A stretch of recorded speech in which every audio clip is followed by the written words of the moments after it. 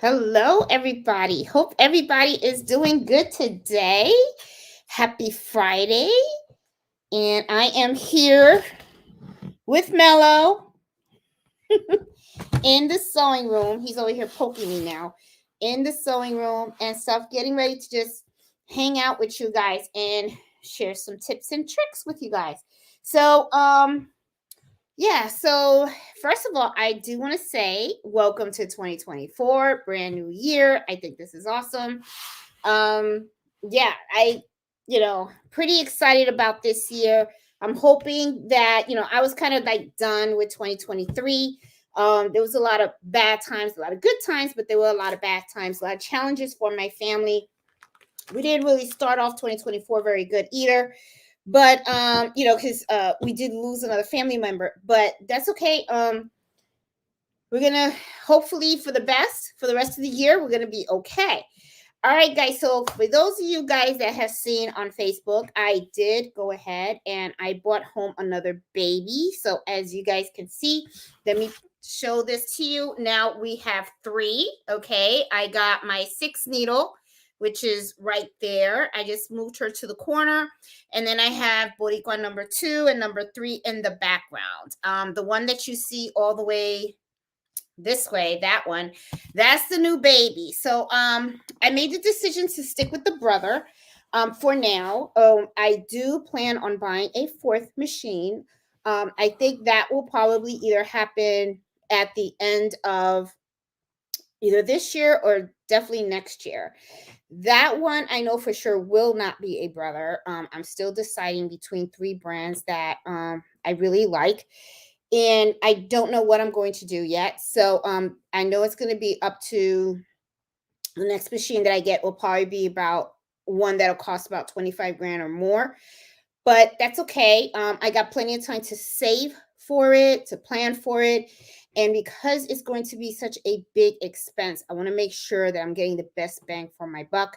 So I'm going to be talking to a lot of people that own some of the brands that I use and asking them a bunch of questions of what they like, what they don't like, and even trying to go see them and see them in action and stuff, because I really need to make the best decision for myself. So, one of the things that I've always said in all of my videos, whenever you're out there looking to buy a new addition to your embroidery, always make sure that you do your homework, do your research. You're going to see a lot of people that, stick to a particular brand, or some people that really love their machine. And I think that's great. But one of the things that I always say is I don't like pushing any brand. I always tell people you have to do your own research, because you know what your needs are. You know what you can do and what you can't do, and what you like and what you don't like, what your learning curve is, and stuff like that. So you really have to do your homework and your research to do, to really, get what you want and what you really need. Now, some people may come out and say, well, why did you get another brother? Well, I'm going to tell you, I was not planning on buying another brother, but what's happening to me right now is my orders have really increased a lot. Okay. I have an order that's coming up of 50 backpacks.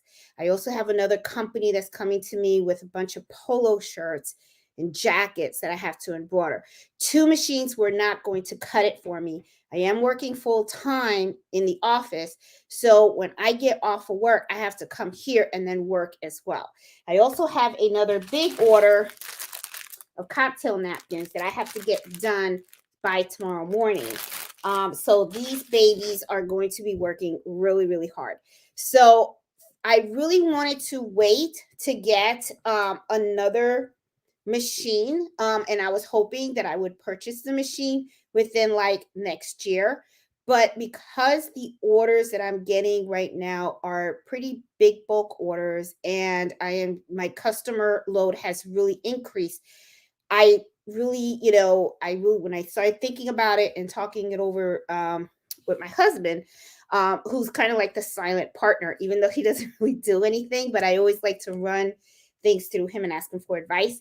I kind of made the decision to just purchase another brother. And at the same time, as always, I got a pretty good deal on it. I got the machine, I got the hat driver. I got a Dookie frame set, the stand, and I know the lady that sells them, and I like supporting other small businesses also. So, it was like a no-brainer. I kind of like just called the lady that I usually buy the machines from, and she was like, "Don't worry, I can give you 0% financing," which I thought, "Oh, that's great. That way I don't have to give up all my money up front, and then I can just pay it off, with orders and stuff like that." So the way I look at it is I should have this machine paid off in probably less than a year. Okay. With the orders that I see to be coming in and the income that I seem to be making. So I should be okay with that. But I do still want to purchase one of those machines that I have been looking for, which was the GSK. I've been looking at JSK, the Brandon, and I think it's called Tajima, something like that. I am also starting to look at the Happy as well, the Happy Japan. So it's kind of like now I got it down to like 4 machines, but I really need to do more research so that I can make sure that I'm getting the machine that really fits my needs. So right now, I think that third machine is really going to help me a lot with the workload that I have going on right now. So I figured, it's better for me to stick with what I know right now, and I don't have to go out and buy additional accessories, because the way I looked at it is once I switch over to another brand, I'm also going to have to buy the mighty hoops for that brand and buy all the third party accessories that I like using for that particular machine as well. So it's not just going to be the 25 grand that I have to put on the table. I'm going to have to be putting out a lot more. So I figured for now, to handle the workload that I have, this third machine will definitely come in handy. And then later on, add the fourth machine, see how that fourth machine goes, whatever I choose. And then maybe I could probably maybe replace the 3 that I have right now with the same brand of the fourth machine. I don't know. I'm just thinking way ahead. Don't know. That's just my thought process as of right now. But you know, I'll see. I got a brother 1055X. The same one that I got as my second machine, I got the same thing as a third machine. So that way I could just, keep the ball rolling. Because right now, the way things are going, I really don't have time to learn a new machine. So I really got to focus on pumping out these orders. So yeah, so just wanted to share with you guys, that's what has been going on. I'm excited about getting the machine. I had to revamp my room because I had to make room for it. As you guys know, it was a little bit really crowded in here, but I was able to destash a lot of things, reorganize, and all that kind of stuff. I will be doing a video in the future to show you guys what I have done, with a lot of the stuff that used to be in here, how I reorganized it and stuff. Because one of the things that I did as I did the reorganization, I started thinking about my processes, how I actually create my items, when I go from hooping to machine to, unhooping it to packaging it and stuff. Like I really thought it out as to how I wanted the room to really flow, so that when I'm working on orders, it can be as flawless as possible. So I really want to share that with you guys so you guys can see my thought process of how I put together this room and how I actually organize the whole thing and stuff. It is a small space. I do have a small space. I don't have a big one. I did have to bleed a little bit. So I will say my son is probably going to be a little bit like when he comes home. Okay. But I do have plans for that too. Okay. So I'm kind of hoping that, right now he doesn't need the space because he's still in college, but I do know that I'll have to probably rethink it a little bit when he does come home. But we'll see what happens when that time comes. I'm not going to worry about it right now.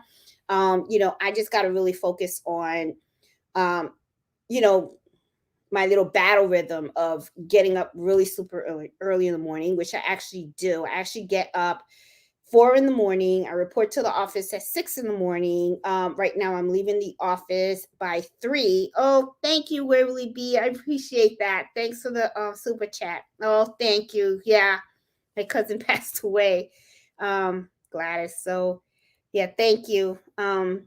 Yeah, so I get up early in the morning, get off at 3, and then from 3, get home, change clothes, and start hitting these orders and stuff. So I have really been getting a lot. Right now I am going to be getting a big order of, let me share with you guys what I'm going to be working on. Okay. Oh, you see the little light over there in the back. I'm going to try to stand in front of it so you guys don't see it that much. Let me show you guys this. All right, let me grab it from here. Sorry guys, I know there's a glare. I'm gonna try to put you guys this way. All right. So I have a company that has reached out to me because they need 50 backpacks done. Okay, so these are the backpacks. They're actually really nice backpacks. I never heard of this brand before. They're called Oakley. Okay, and I believe these backpacks, they run about like $250 a pop. And what it is I'm going to be embroidering the company logo on the actual pocket of these. So one of the things that I looked at was these bags are quite heavy, okay? And this is not something that I feel comfortable in hooping and just walking away. So one of the things that I'm going to do is I'm going to go ahead and I'm going to create the patch. Once I create the patch, I'm going to position it here on the front pocket. I'm going to see what it looks like. And then what I plan on doing is I am going to sew the patch on after I place it on there with glue. So I don't know exactly if it's going to come out the way I think it should, but I will be doing a video on that. And I'm going to be embroidering the logo tomorrow. The sample logo, because I want the customer to see what the logo is going to look like. And if they like it, then we're going to go with the logo look. And then I will go ahead and I'll, sew it on the machine and stuff like that. And then I have to give them an estimate and all that stuff. The patch is not going to be too big. It's going to be with the customer name on it. It's going to be about 4 inches wide. I worked with Fazio, and he helped me with the logo and stuff. So the logo is set. He already did his thing. I just have to do the test stitch, and I just have to put that in. So yeah, 50 of those things are in the order. And then I have another company that's coming on. They're going to be dropping off some polo shirts and stuff, and I'll have to be doing their logos on their shirts as well. So it's going to be quite of a busy weekend. And I'll also be picking up my mom from the airport tomorrow at 4:00 because she went to my cousin's funeral, which the service that happened today. She was there to help my cousins, my second cousins, with their mom. So yeah, so it's been really busy and pretty tough. But yeah, I'm hanging in there, guys, though, and of course loving every moment of it. So because this is my space and I love it. So also I do want to say thank you so much to everybody that did participate in the Esther gift exchange. I saw that on Facebook they posted about you guys want to do a Christmas in July. So I was thinking, you know what, that will probably be a lot of fun to do. And like a lot of people have suggested, the Christmas in July will probably, be something that maybe will be a little less stressful, because when we do these gift exchanges during the holiday season, it can get a little stressful because we are all working on Christmas orders. We're working on Christmas gifts for friends and family. And then we had to also work on a gift for our Esther as well. So, it can get kind of, a lot of work. So, so far, I've only gotten a report of one person that did not get a gift. Okay. I am hoping that is the only person that did not get one. If you are someone that participated and did not get a gift, I please ask that you do reach out to me and let me know, because one of the things that I want to make sure is that when we do these gift exchanges, that they actually work, that the people that participate and commit actually do what they're supposed to do. Okay. It's not that you're tattletaling or anything like that, but it's just that I don't want someone to participate in these events and then not, and then get let down. You know what I'm saying? It's not it's not the what I'm going for. I want everybody to participate and really feel good about it and have a great time. So anyway, enough about that stuff. So let's talk about the topic of today, okay? Which is the tips and the tricks, okay? And I even have in Brilliance up on the side because I wanted to show you guys something that I have been playing around with that I just want to share with you guys. So that way, you guys can see of some of the creative ways that you can do things with embroidery, okay?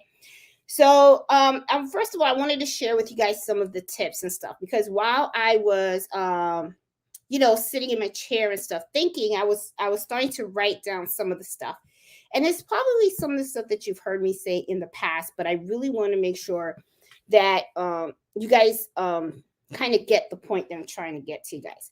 So as I started talking to you guys about machines, right? And this is more of the tip side and everything.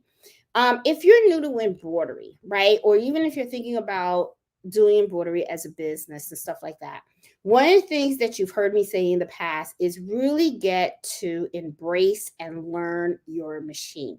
There's a lot of times when people will go ahead and they'll say, oh, it looks easy or whatever, right? Because you see somebody do it, probably on a video, you probably maybe saw me or someone else do it and stuff. You think that it's really easy, or you just get the machine, you press a button, and it's go.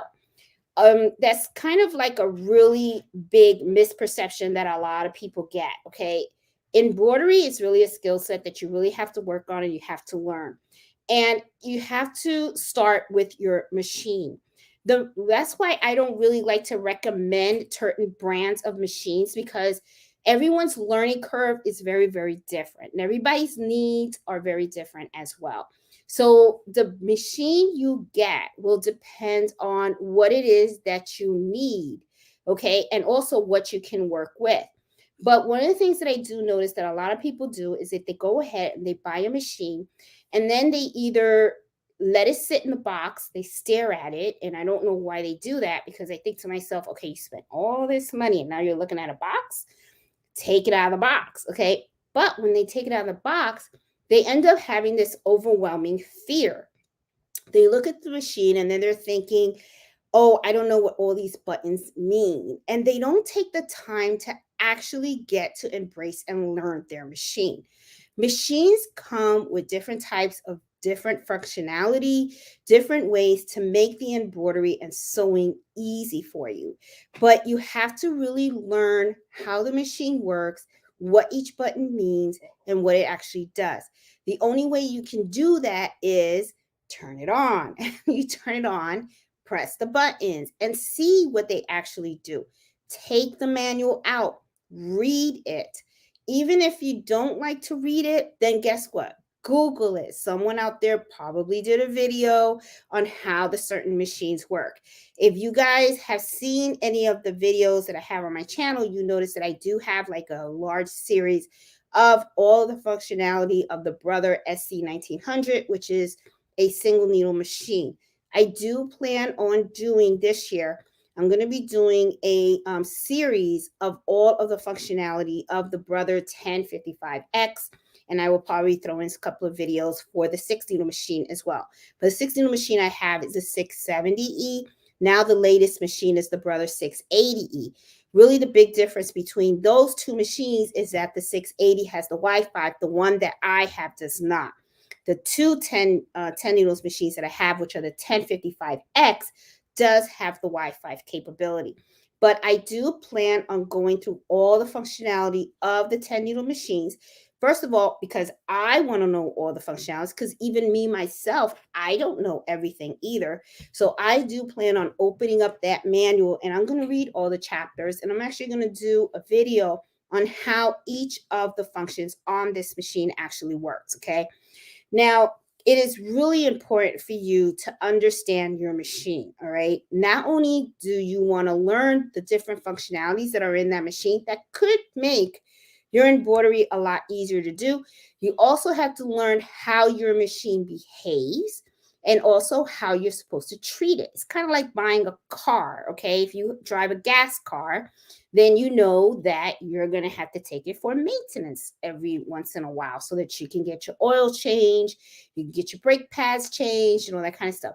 It's the same thing with an embroidery machine, okay? The only thing is, you're not going for an oil change. You really think about it, you kind of are going for an oil change because you got to oil that machine. But is you do have to maintain it. That machine is only going to treat you as good as you treat it. Same thing like a car. Ignore the car and what the car's needs, then it's not going to treat you right. Guess what? You're going to eventually be driving and you're going to get a flat tire or your engine's going to blow. Well, it's the same thing with these machines, okay? If you don't take care of them, all right? If you don't go and take them in for their annual maintenance, if you don't oil your machine when you're supposed to, if you don't change those needles, you're not going to get top quality embroidery, okay? And those machines will conk out on you. So make sure that you understand all the functionalities of that machine and make sure that you also understand how you're supposed to treat it, all right? Because if you want that machine to treat you well, and I'm sure that you do, because these machines are not cheap by any means. These are not for those that are light in the pocketbook, okay? You're going to want to really treat it good because you need that return on investment, all right?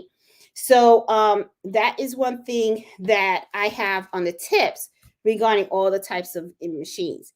Now, let me give you some tips on the embroidery supplies, okay?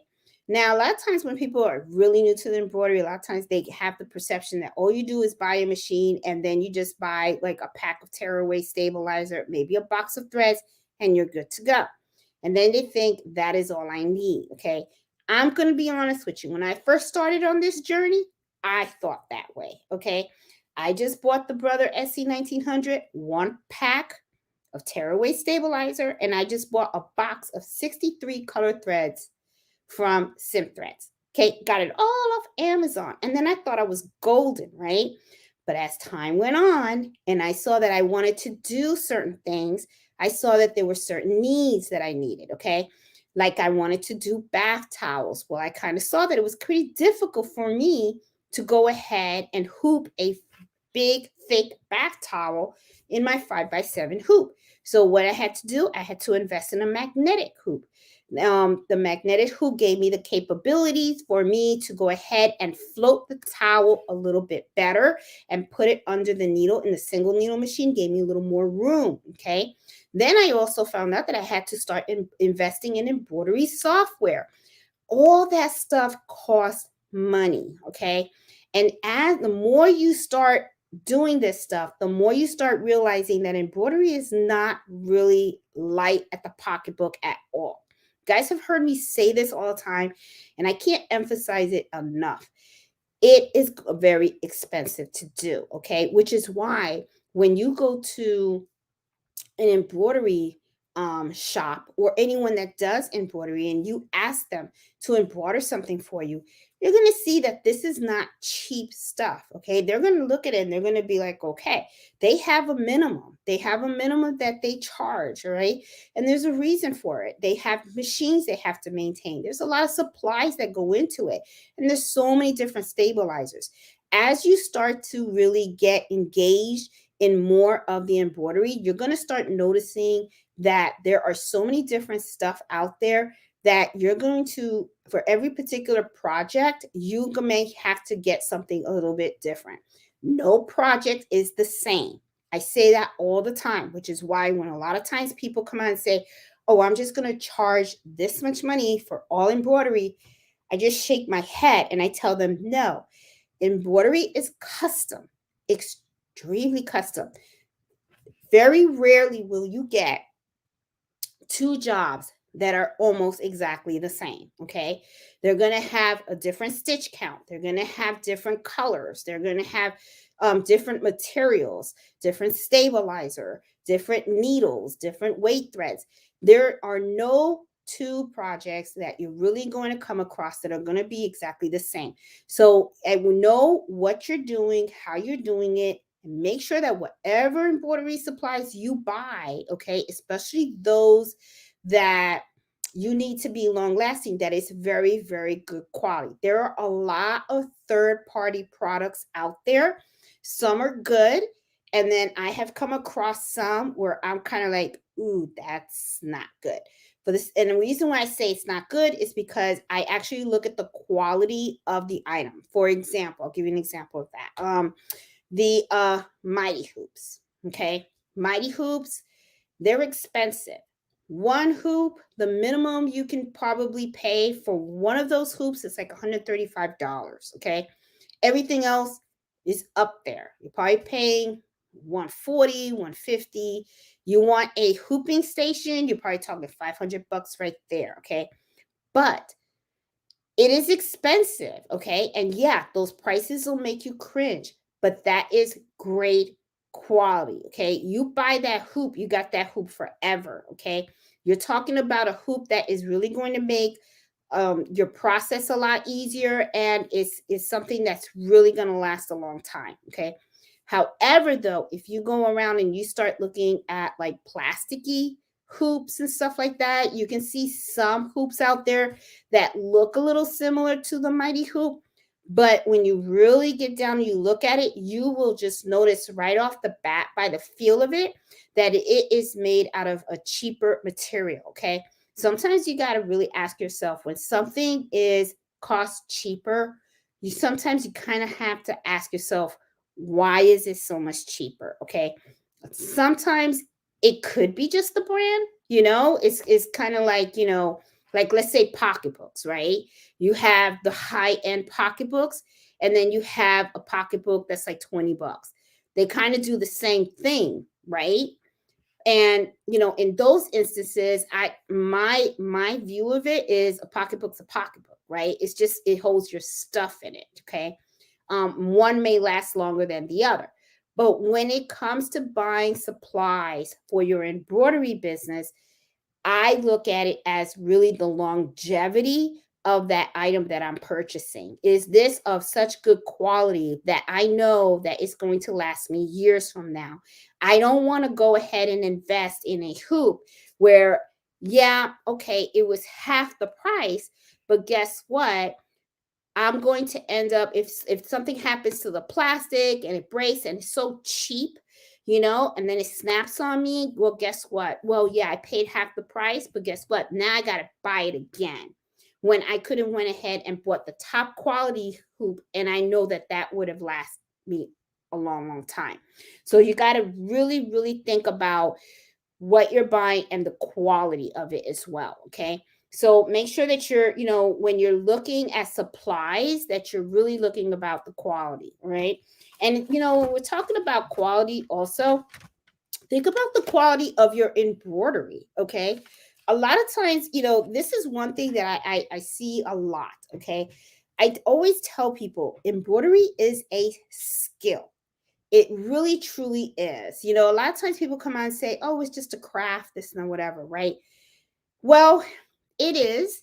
If you're doing it for fun, then that's fine. I mean, it's for fun, right? So, why go over the top, right? Because you're doing this for you.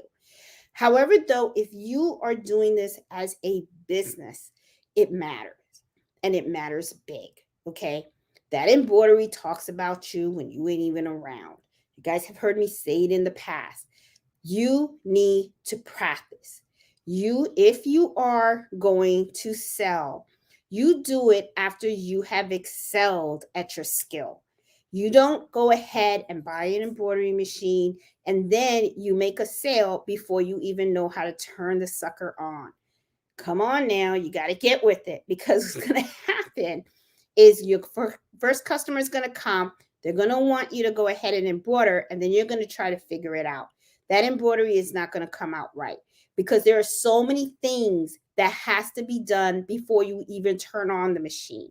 You have to actually plan on how you're going to tackle that project. Are you going to create a patch? Are you going to do an embroidery fill? Are you going to use tearaway stabilizer? Are you going to use cutaway stabilizer? What kind of weight thread do you plan on using? And what kind of brand thread are you planning on using? Okay. Because not all threads are the same. Some are matted, some are shiny. Okay.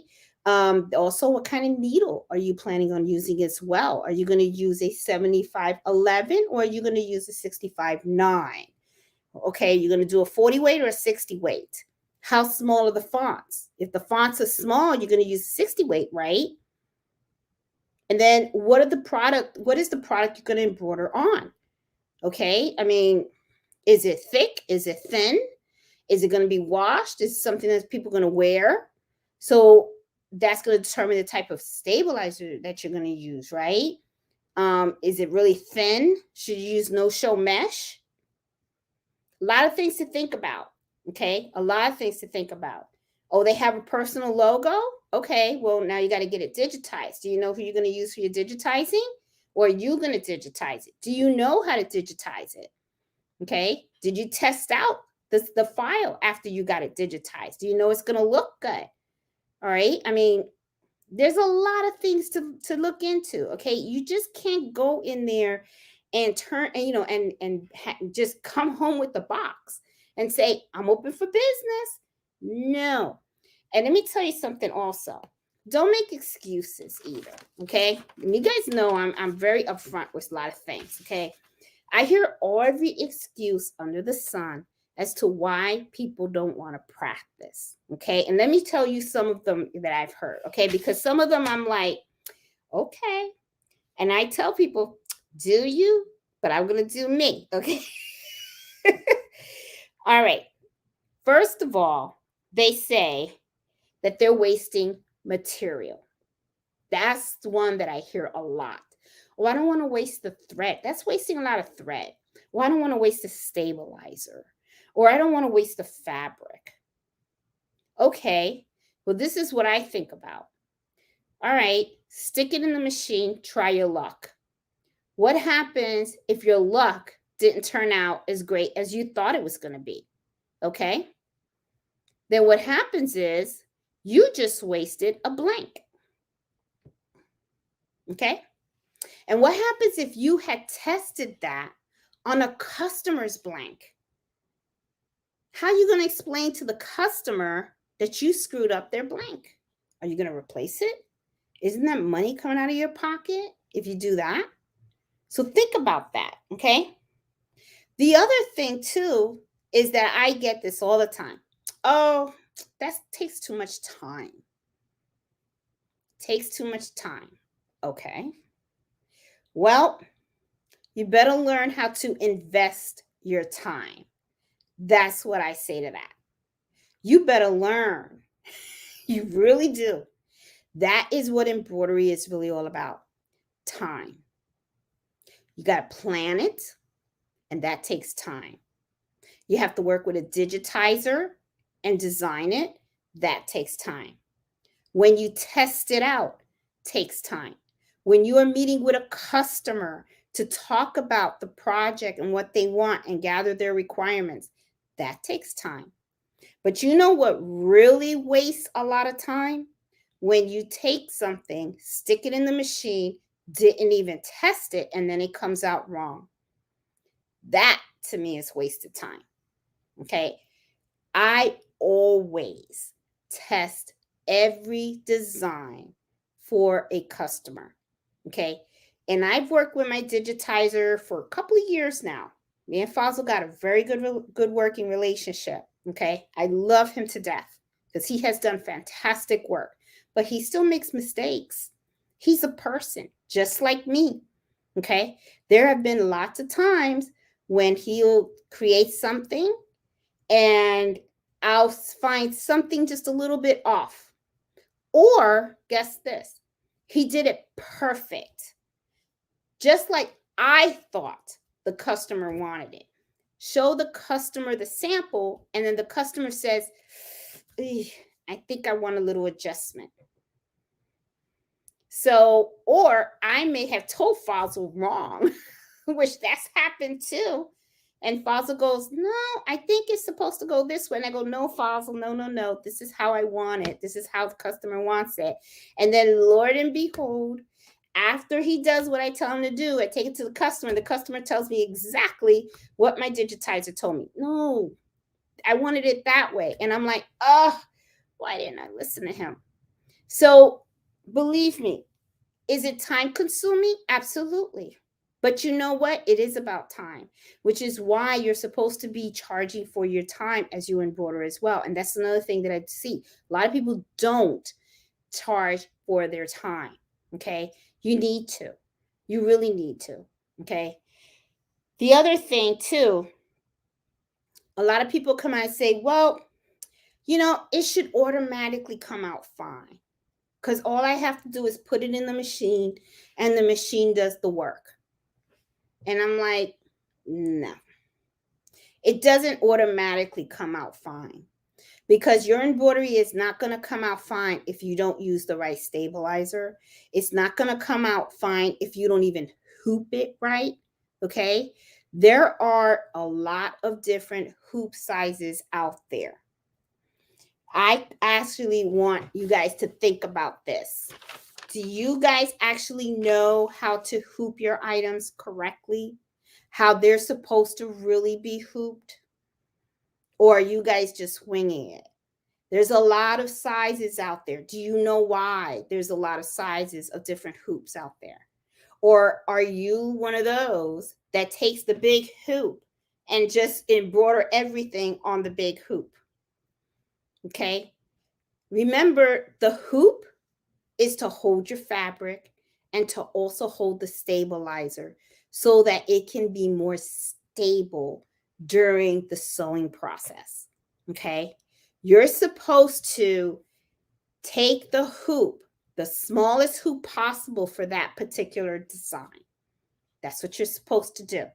Okay. So if you have a design that's a 3x3, you should be using maybe a 4x4, just 1 inch over. Okay.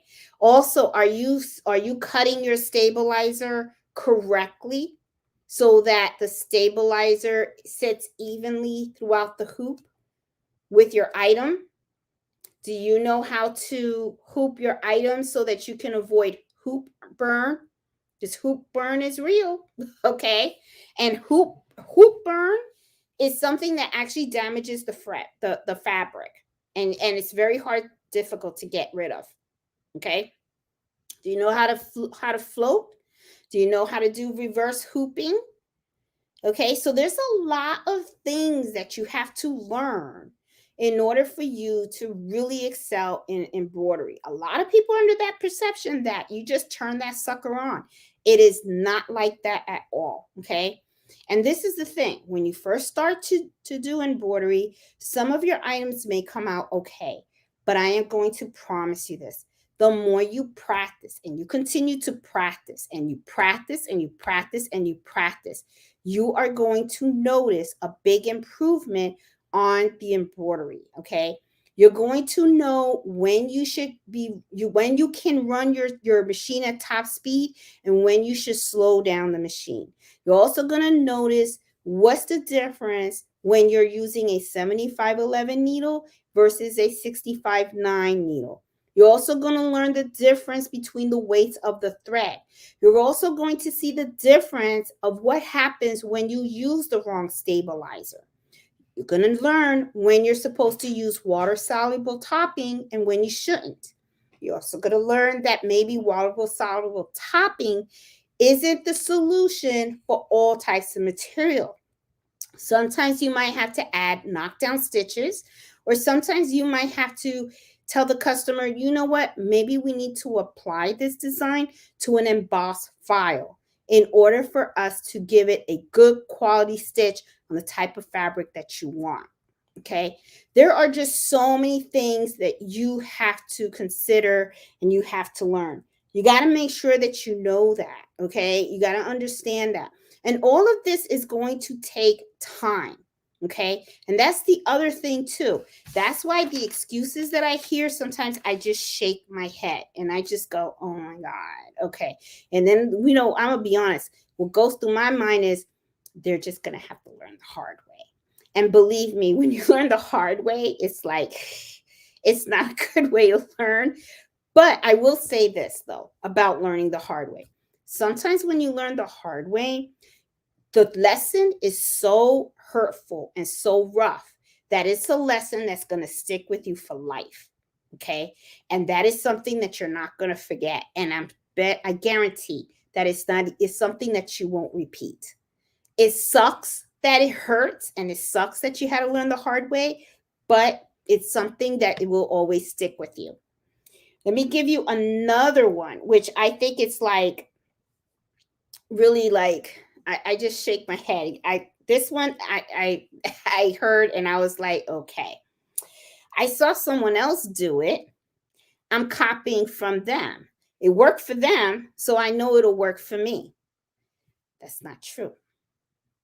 And I'm going to tell you why. Okay, sometimes you could be watching a YouTube video, right? And you'll see someone doing some type of embroidery. A lot of videos are sometimes edited. And sometimes what you don't see is that the person may have slowed down the machine at a certain point while the machine was embroidering. You also sometimes may not see if there was an error that was occurred because sometimes people like to cut those out. Okay. Just because you see somebody else do it doesn't mean that when you do it the exact same way, you may end up getting the same exact result. Sometimes it can, sometimes it can't. It won't work because they could be using a different brand of stabilizer.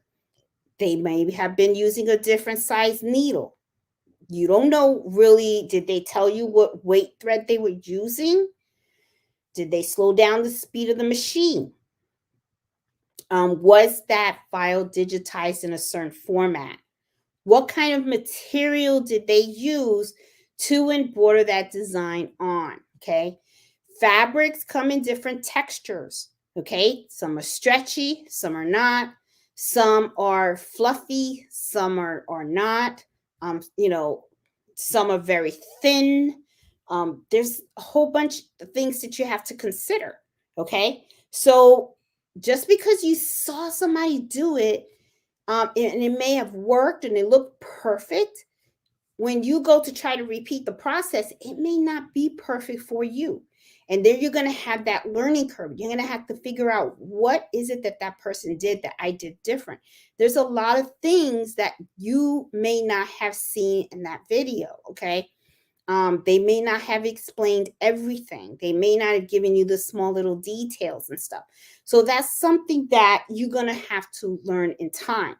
That's why I always tell people you have to be willing to invest your time. That is the bottom line. The practicing. If you're not going to do the practicing, believe me, you're not going to be successful because customers want top-notch embroidery. They don't want, the embroidery looking a mess. Trust me. And you're not going to want that either because if you embroider something and it comes out really, really messy, then what ends up happening is they're going to be talking about you. And there is a channel that I love watching, which is called Embroidery Now. It's from a good friend of mine, Liliana. She lives in Minnesota. She does all her embroidery videos in Spanish, right? And I like watching them because I get to practice, my Spanish. So one of the things that she shared today was that she said she gets a lot of customers that have gone to certain folks that do embroidery and the embroidery did not come out very well. So they come to her for her to fix it. And what happens is, she says she doesn't mind because she's going to get her money either way, right? Because of course she charges for, how she has to fix that and all that kind of stuff and everything. But people talk and they go to her and they let her know who did the embroidery and how dissatisfied they are. And then they go to her for her to fix it. And this is the thing that I want you guys to think about. You don't want to be one of those people. You don't want, if you are going to do the embroidery as a business, the last thing you want is for you have a customer that comes to you and you go ahead and you do all this embroidery work for them. And then they're going to look at it and they're going to be like, okay, well, she was cheap or whatever, right? And then they're going to turn around and believe me, they may not tell you that they're dissatisfied, but they're going to go home, they're going to look at it, and they're going to be like, oh God, how am I going to get this fixed? And then they're going to go somewhere else. But the thing is, if somebody was to ever talk to them and say, hey, who did you use for embroidery? They're not going to recommend you. As a matter of fact, what they may even come out and say, oh no, don't go there. Big mistake. And that can really ruin your business big time. So if you're not willing to take the time to practice your skill, to learn how embroidery is supposed to be, learning about the different stabilizers, the bobbin you should be using, the different types of needles and all that kind of stuff, just stick to embroidering for friends and family. Don't do it as a sale. I'm telling you, don't do it. You're it's not gonna be good.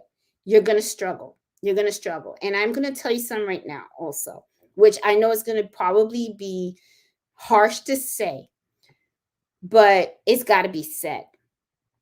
Once you once you start embroidering as a business, right? And you get that customer and you work on that order and it's shabby work, okay? And I'm just going to say, shabby or whatever, right? And that customer doesn't like it. And you start off like that. It's very difficult to start to regain the trust of certain customers. When your reputation out there starts to really go downhill because you did a bad job for someone, and that person talks, and trust me, they talk. People talk. Okay, your reputation can go downhill.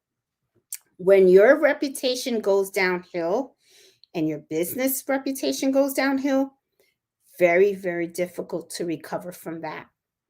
Very difficult, especially if you are trying to do embroidery on a local level. Okay, like I do a lot of embroidery. Most of my business is from local people around my living area, okay, that I do embroidery for.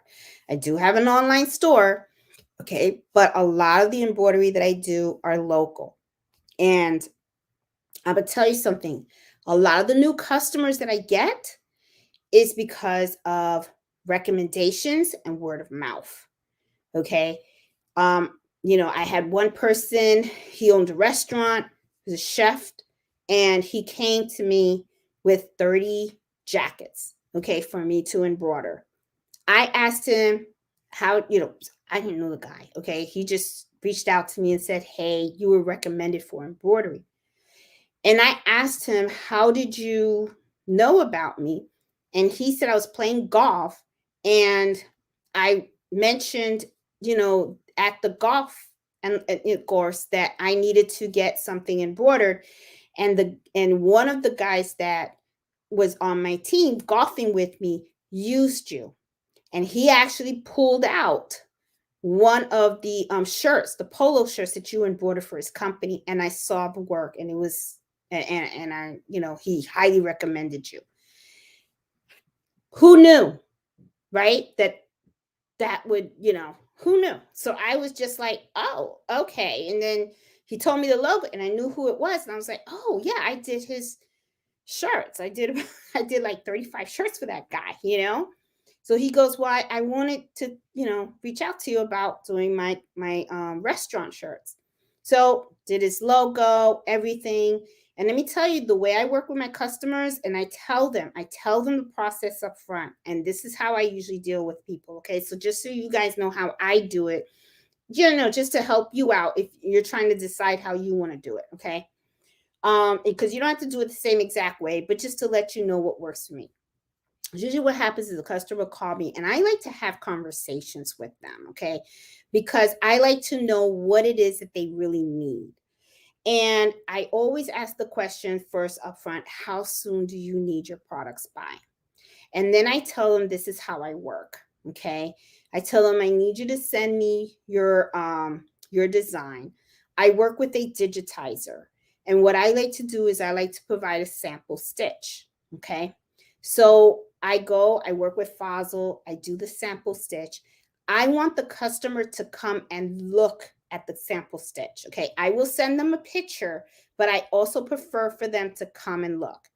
Now, why is it that I want them to come and look? Well, because I want them to touch it. I want them to see it. I want them to know that the photo that they were sent was not modified in any way. And at the same time, while they touch it and they feel it, they can really see a true visual of what they're actually going to get. After that, if they like what they see, okay, I can already provide them an estimate because I've already did that stitch out. So I know exactly how long that embroidery takes to go on this machine. I know how many stitches, I know how long it's going to take to stitch out, and what stabilizers I need and all that good stuff, right? So when they go and they look at it and they go, I like it, then I say, okay, this is how much it's going to cost. Okay. Now I do kind of, most of the time, I do give them the estimate before they even come. But I do the stitch out first, okay, because I want to make sure I know how long it's going to stitch. So I'll come out and I'll stitch it all out first, and then I'll come out and say, okay, this is how much it's going to cost. This is a pick. I would really appreciate if you can come and look at it because I really want you to have a touch and feel, okay? So when they come and they look at it and then they go, yep, this is it. I'm happy. And then I go, okay, I'm going to invoice you. So what I do is I tell them up front, once the invoice is paid in full, that is when I will start working on your items. Okay. Now I also do ask the questions of where did you get your items? Because if I screw it up, I'll replace it. Okay. I take the risk. I don't mind taking the risk. Okay. Now, some of you guys may not feel comfortable taking the risk. All right. There was a time when I was embroidering and I had all this fear about working on other people's stuff, but I did get over it. Okay. And now I don't mind. As long as I know where you got it from, I'll replace it. Okay. And at the same time, when they tell me when they got it from, I already kind of have an idea of how much that item costs. And so it kind of depends on the risk that I want to take. Okay. For instance, these backpacks that I have behind me are $250 a pop. 50 of them are coming here. Okay. Now, can I take these suckers and put them in the embroidery machine and have it embroidered on it? I could. However, the chances of something going wrong will probably be a little riskier than if I was to develop patches and then I sew them on. So I'm kind of weighing the risks. Okay. So because there's so many of them, all right, if it was a 1 or 2, then I would probably, maybe I would take a risk and I'll say, okay, I'll stick it in the machine now. And let me see if it'll work. Because I've done it in the past. I've taken book bags and I've embroidered right on them. But there's too many. And I'm looking at it and I'm kind of like, how can I do 50 and make sure that they all look great?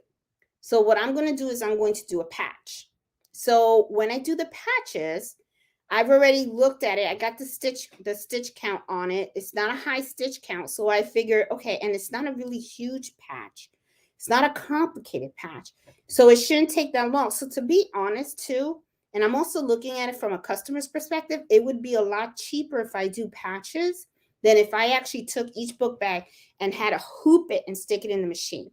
For the simple fact that the hooping process for these backpacks will take a lot of time than if I was to go ahead and do a whole bunch of patches. If I do the patches, I can just prepare all the patches and then I can just sew them on and it would be a lot quicker. And at the same time, I'm also thinking of from the perspective of the patch can also be reused. So later in time, when that bag goes belly up, it's at the end of its life. And if the patch is still good, they can kind of like just take a, what you call that, what's the best friend that we have? You guys know, to get rid of the stitches. I'm having a brain fart, to remove the stitches. Well, anyway, they can use that and remove the patch, and then probably take the patch and sew it on something else, like a shirt or a jacket or something like that, and reuse the patch. So, I'm looking to see what is not only the seam ripper. There you go. Thank you, Marsha. Appreciate it. Thank you. Seam ripper. That's it. Having a brain fart today. Okay, so I'm trying to figure out what's the best way to go. If they tell me, no, I really want you to embroider on the bag, then probably what I'm going to do is I'm going to say, okay, I want to do this first. Can I test one bag out? If it doesn't work that great, I'll buy the bag from you. Don't worry about it, so you didn't lose anything, okay? Because I'm going to be honest with you, it's a nice bag. It's a really nice bag, and I can use that for work, okay?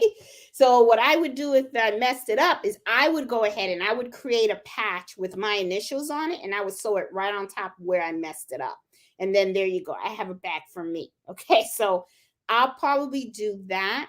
If the customer tells me that the patch isn't going to work, I would say, let's do that. Let me see how it's going to work on one bag. And I would also tell them that it's going to be cost more for the simple fact that I'm probably going to have to babysit every single bag that's in there. Okay. As of with patches, I can take these 3 machines, use the large hoop, and have them all probably do maybe 6 patches at a time. So I can get the patches done a lot quicker than for me having to really hoop every single machine. I would probably just do 1 machine for each pack, honestly, because I would have to babysit every machine, every bag, because they are heavy.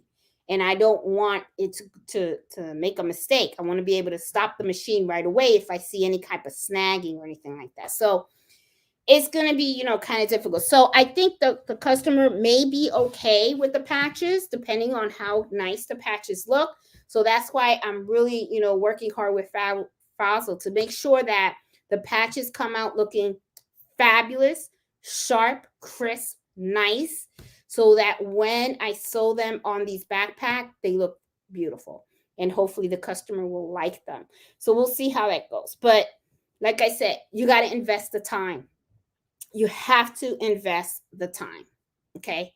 Because if you don't, it's just not your business is not going to go well. You're going to make a lot of mistakes, and while you're making mistakes on customer items, you're pissing people off. And when you piss off those people, boy, they may come out and tell you, it's okay, I know you're starting out, but they're going to talk about you. They're not coming back. They're not coming back.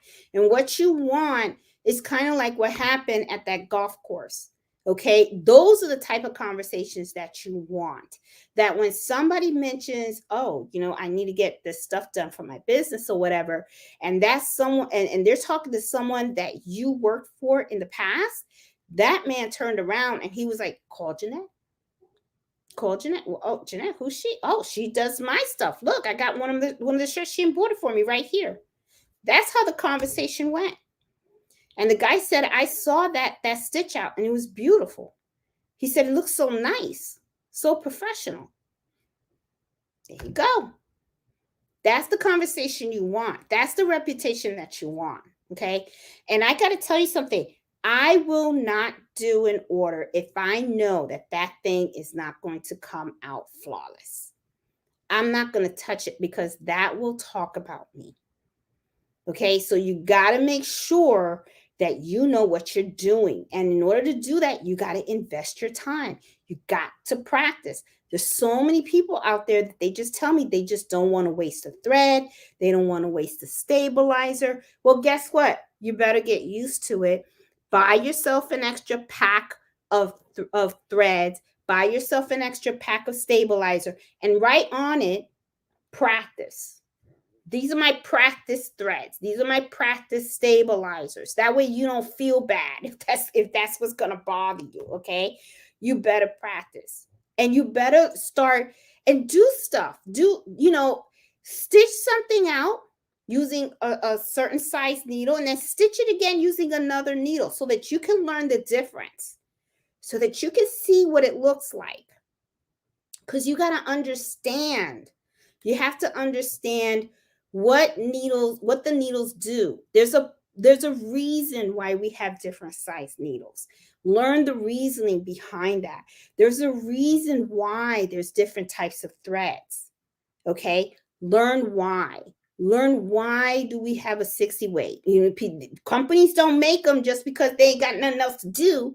There's a purpose. So learn that purpose. Okay? Because once you understand the purpose of certain things, you're going to make better decisions when you have to plan for your embroidery. Okay. When someone comes to you with a project, because believe me, customers don't know what you need to do. That's your job. You're the expert. You're supposed to know how to create their vision. Okay. So if they come to you with a design and they say, hey, I want to be able to do this. This is what I want embroidered.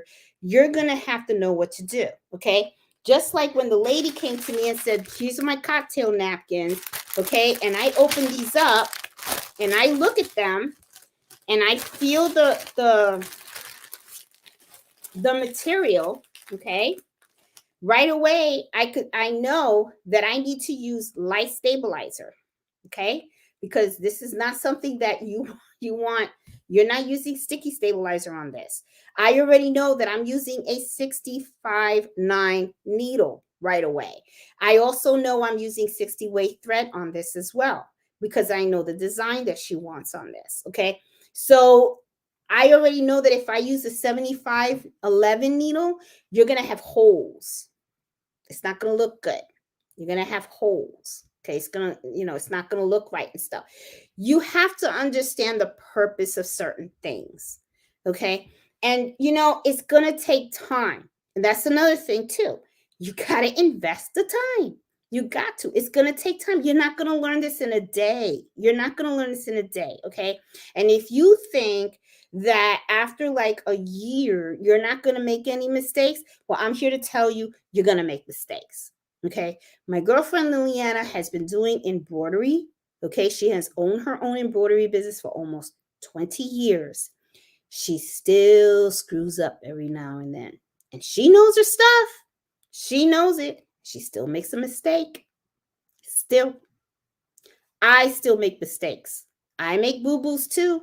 Okay. Which is why I know that whenever I get a customer that comes to me and says, hey, I need to get something embroidered, well, guess what I do? I do a test stitch all the time. Whenever I buy a design, I do a test stitch. Just because you bought the design doesn't mean it's perfect. Okay. I bought lots of designs. And then guess what? They don't stitch out the way they were supposed to. So what I have to do is I have to take the design and give it to my digitizer so they can fix it for me. That happens. Okay. So don't take anything for granted. Okay. Don't think that just because you purchase something off a website that it's going to learn that, oh, it's going to stitch out fine. No, no, no. Don't take it for granted. The other thing also is embroidery software. Learn how to use embroidery software. Okay. And learn and know what your limits are. Okay. A lot of times people come out and say, I want to do embroidery and I want to digitize and I want to do that. Well, you know what? You better learn how to embroider first. Okay. Then learn how to digitize. Do one or the other. Okay. Sometimes there are people out there that do both. There are people out there that do both. It depends on what you want to do. I'm a machinist. I love machines. I hate digitizing. Now, do I know how to digitize? Very, very little. I just know enough to make little modifications to things here and there, okay, with using my embroidery software that I'm comfortable with. But the thing is, it depends on the person. Some people like to do both, and God bless those people that do both. That's not me. That is just not me. Just know where your interest is and stick with it. Stick with it. Excel at that. Okay. I know about my needles. I know about my stabilizers. I know about my machine. And I like to do the actual embroidery. When it comes to the digitizing, I have digitizers for that. Okay. I have a list of about 3 digitizers that I like to use. Okay. And I distribute the work evenly among those three, because I trust those three. But like I said, they're human just like me. They're human just like me. They make mistakes too. So, just something to really think about and stuff like that. So, also, I wanted to show you guys something in Brilliance that I have been messing around with. So, let me share my screen because I want to show you guys this. It's 9 o'clock right now, but I want to show you this because I thought this was just messing around. Okay, I was messing around. So, let me tell you how this all started. Okay, I bought a bunch of blank knitted baby blankets. I kind of like the baby blankets. Got a little light going on in the background. Hold on, sorry. Okay, there you go. So I bought these knitted baby blankets. I don't have one handy right now. I don't. Okay. But I was looking at it and I want to do some embroidery on it. And I was thinking these are really cute blankets for me to go ahead and embroider and personalize the names. However, because they are knitted, sometimes knitted blankets can be a little tricky because of the squishiness, right? Because it's actually yarn. Okay, these are really, they're yarn. They're not like a fabric kind of. So usually for those types of material, what I like to do is I like to add knockdown stitches. What knockdown stitches is it's stitches that actually kind of create a more solid surface on items that have fuzz on top of it. Okay, so once it creates that solid surface, then it'll go ahead and it'll broader on top of it. Now, in Brilliance, there's a module called Enthusiast, and it has the knockdown capability. They have something called it's like a wrap, right? So what it does is I could do a person's name and it'll do the knockdown stitch kind of like on outline of the name. Now, let me share the screen and I'll show you guys right now, like what it is that I'm talking about, because it'll be a lot easier for you to kind of understand. Okay. So I'm going to switch up a little bit here and I'm going to work on my enthusiast here. My Brilliance. And let me see if I can make this just a little bit bigger. Hold on, because I don't have a actual mouse. Oh, I'm trying to make this a little bit bigger. I guess this is as big as it's going to go. All right. Anyway, what I'm going to do is I'm going to add my name on here. Or better yet, you know what? I'm going to mess around with my sister's name because I see her. I saw she was at the chat. I'm going to put Nancy on here, okay? And let me take away this one because I did an extra one. All right, so we got Nancy on here. And then what I'm going to do is I'm going to change the font. Let's pick something a little more fancier, okay? So I'm going down and I'm trying to pick this. Okay, so I got this name. Now, I hope you guys can see because I don't have a phone or an iPad by me. So hold on 1 minute. I want to see. Let me look real quick to make sure that you guys are seeing what I'm seeing, okay? Let me just give me 1 second because I want to make sure that you guys are seeing exactly. Sorry. Because of its hold on a minute. All right, I got a little background noise going on over here. Okay, there you go. Okay, you guys can see exactly. All right, awesome. You guys seeing exactly what I want. So in Enthusiast, under the utility section, and I know you guys do not see that when I'm clicking on that, right? Do you? Let me see. No, you don't. Okay, well, anyway, there's a little thing. Hold on. You know what? I'm going to try something else here because I really want you guys to see what I'm doing. Okay? I really want you guys to see what I'm doing. So I'm going to try to present this in another way. What I'm going to do is I'm actually going to share my entire screen, and that you guys are going to be able to see what I'm doing here. All right, so now I'm in Brilliance, right? Okay, now you see my entire screen. Awesome. Okay, cool. This is where I want to go. So you guys can see what I am doing here. And I'm right now I'm hitting the utility. There you go. Okay, see how I hit utility? Now over here, and this is part of Enthusiast, it has something called add knockdown stitches. Now I'm going to click on this and then I'm going to leave it at bi-directional. Okay, and I'm going to hit okay. And I want you to see this. Now you see how I have Nancy's name on here, okay? And see how the knockdown stitches kind of like surrounds the name. Okay, see how it goes around the Y and the C and all that kind of stuff. Looks kind of cute, right? So this is usually what I do whenever I am embroidering things such as knit or something that has a lot of fuzz, right? And I want to do the little sublimation thing right here because I want you guys to see exactly what this is, okay? Because you guys still might be looking at this going, what the heck is that, right? So let's say that you have a fabric like a bath towel, and the bath towel is pretty thick and it's kind of like really like fuzzy, right? So what happens is, see, I'm going to hit this. So as you can see, these are little stitches, and see how it's going around and it's filling in. See how it's filling in right now? What that's doing is it's taking the fibers of that fabric and it's knocking them down. Okay, so it's flattening them out. And then as you can see how it all went in one direction? Now look, now it's going the other direction. This is what I mean by bi-directional. Now it's stitching on the other direction, right? So now what it's going to do is all this just flattened up the surface. So now the fuzz in that area is not there.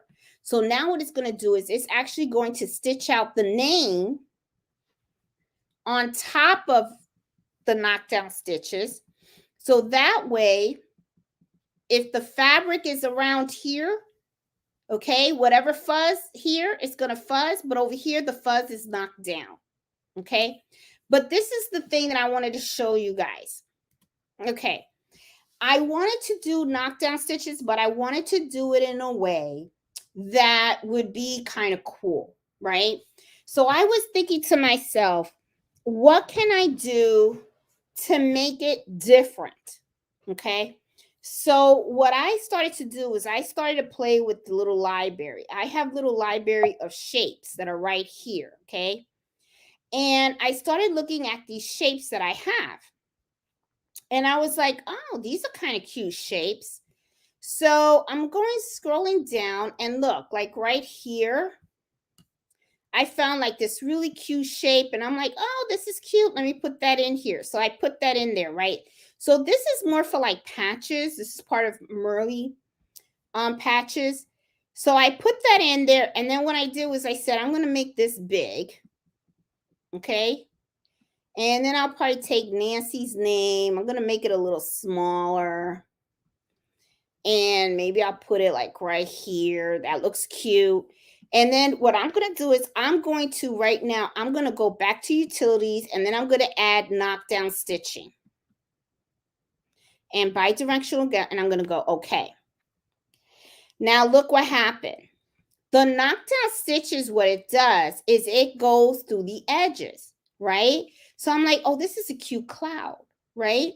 So now I don't want this little edging right here. So I'm going to go over here to the slide.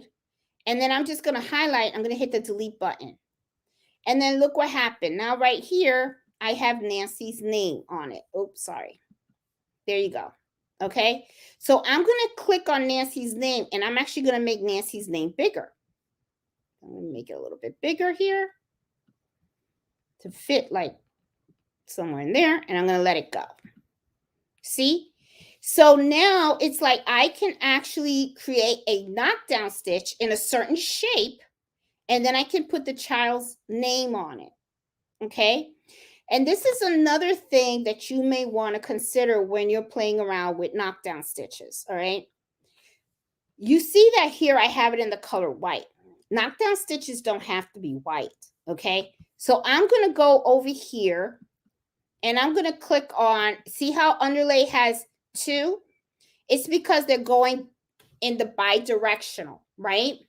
So I'm going to select one, and I'm going to select color, and I'm going to say, okay, I want it to be, let's say, a fresh pink. And then I'll pick the other one because I want the other one to be fresh pink too.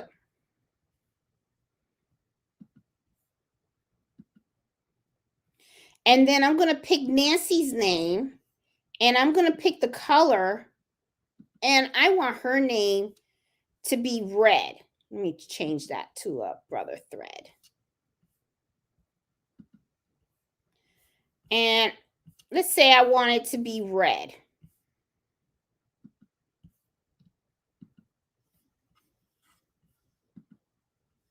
That looks cute. That looks cute. So I can do this. I can, and let's say I don't want the flower. Let's say I want to pick another shape. I can do that. Okay.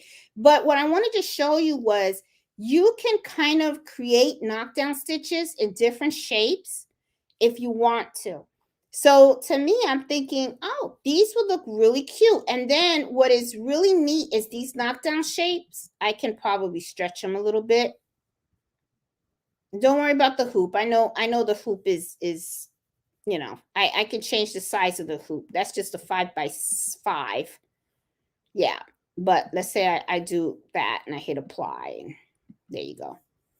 But see, I can change the size. Well, I changed the size of this one. I didn't change of this one, but you guys get the idea. You know what I mean? It's like I can just, I only changed one hoop. See, I only changed one layer. I would have to click on both and stuff.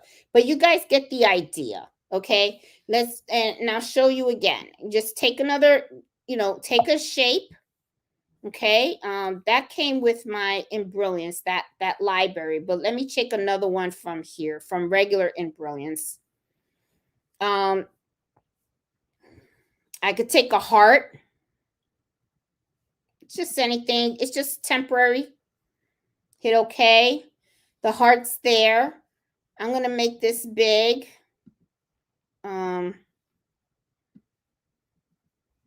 Let's say I just want Nancy's name to be right in that heart. There you go. Okay. Now I'm going to go ahead and I'm going to go under utilities. I'm going to add the knockdown stitches. I'm leaving bidirectional. I'm going to hit okay. There you go. I got now a heart.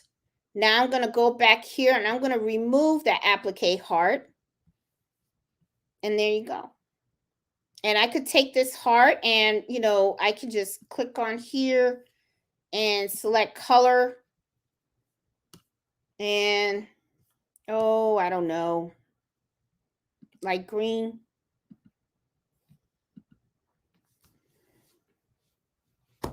And cute. And I can embroider this on a baby blanket. So I can make like little shapes using the knockdown stitches to put their name on. Okay. And if you don't want it like a funky little shape or something like that, you can do a triangle. You can do a circle.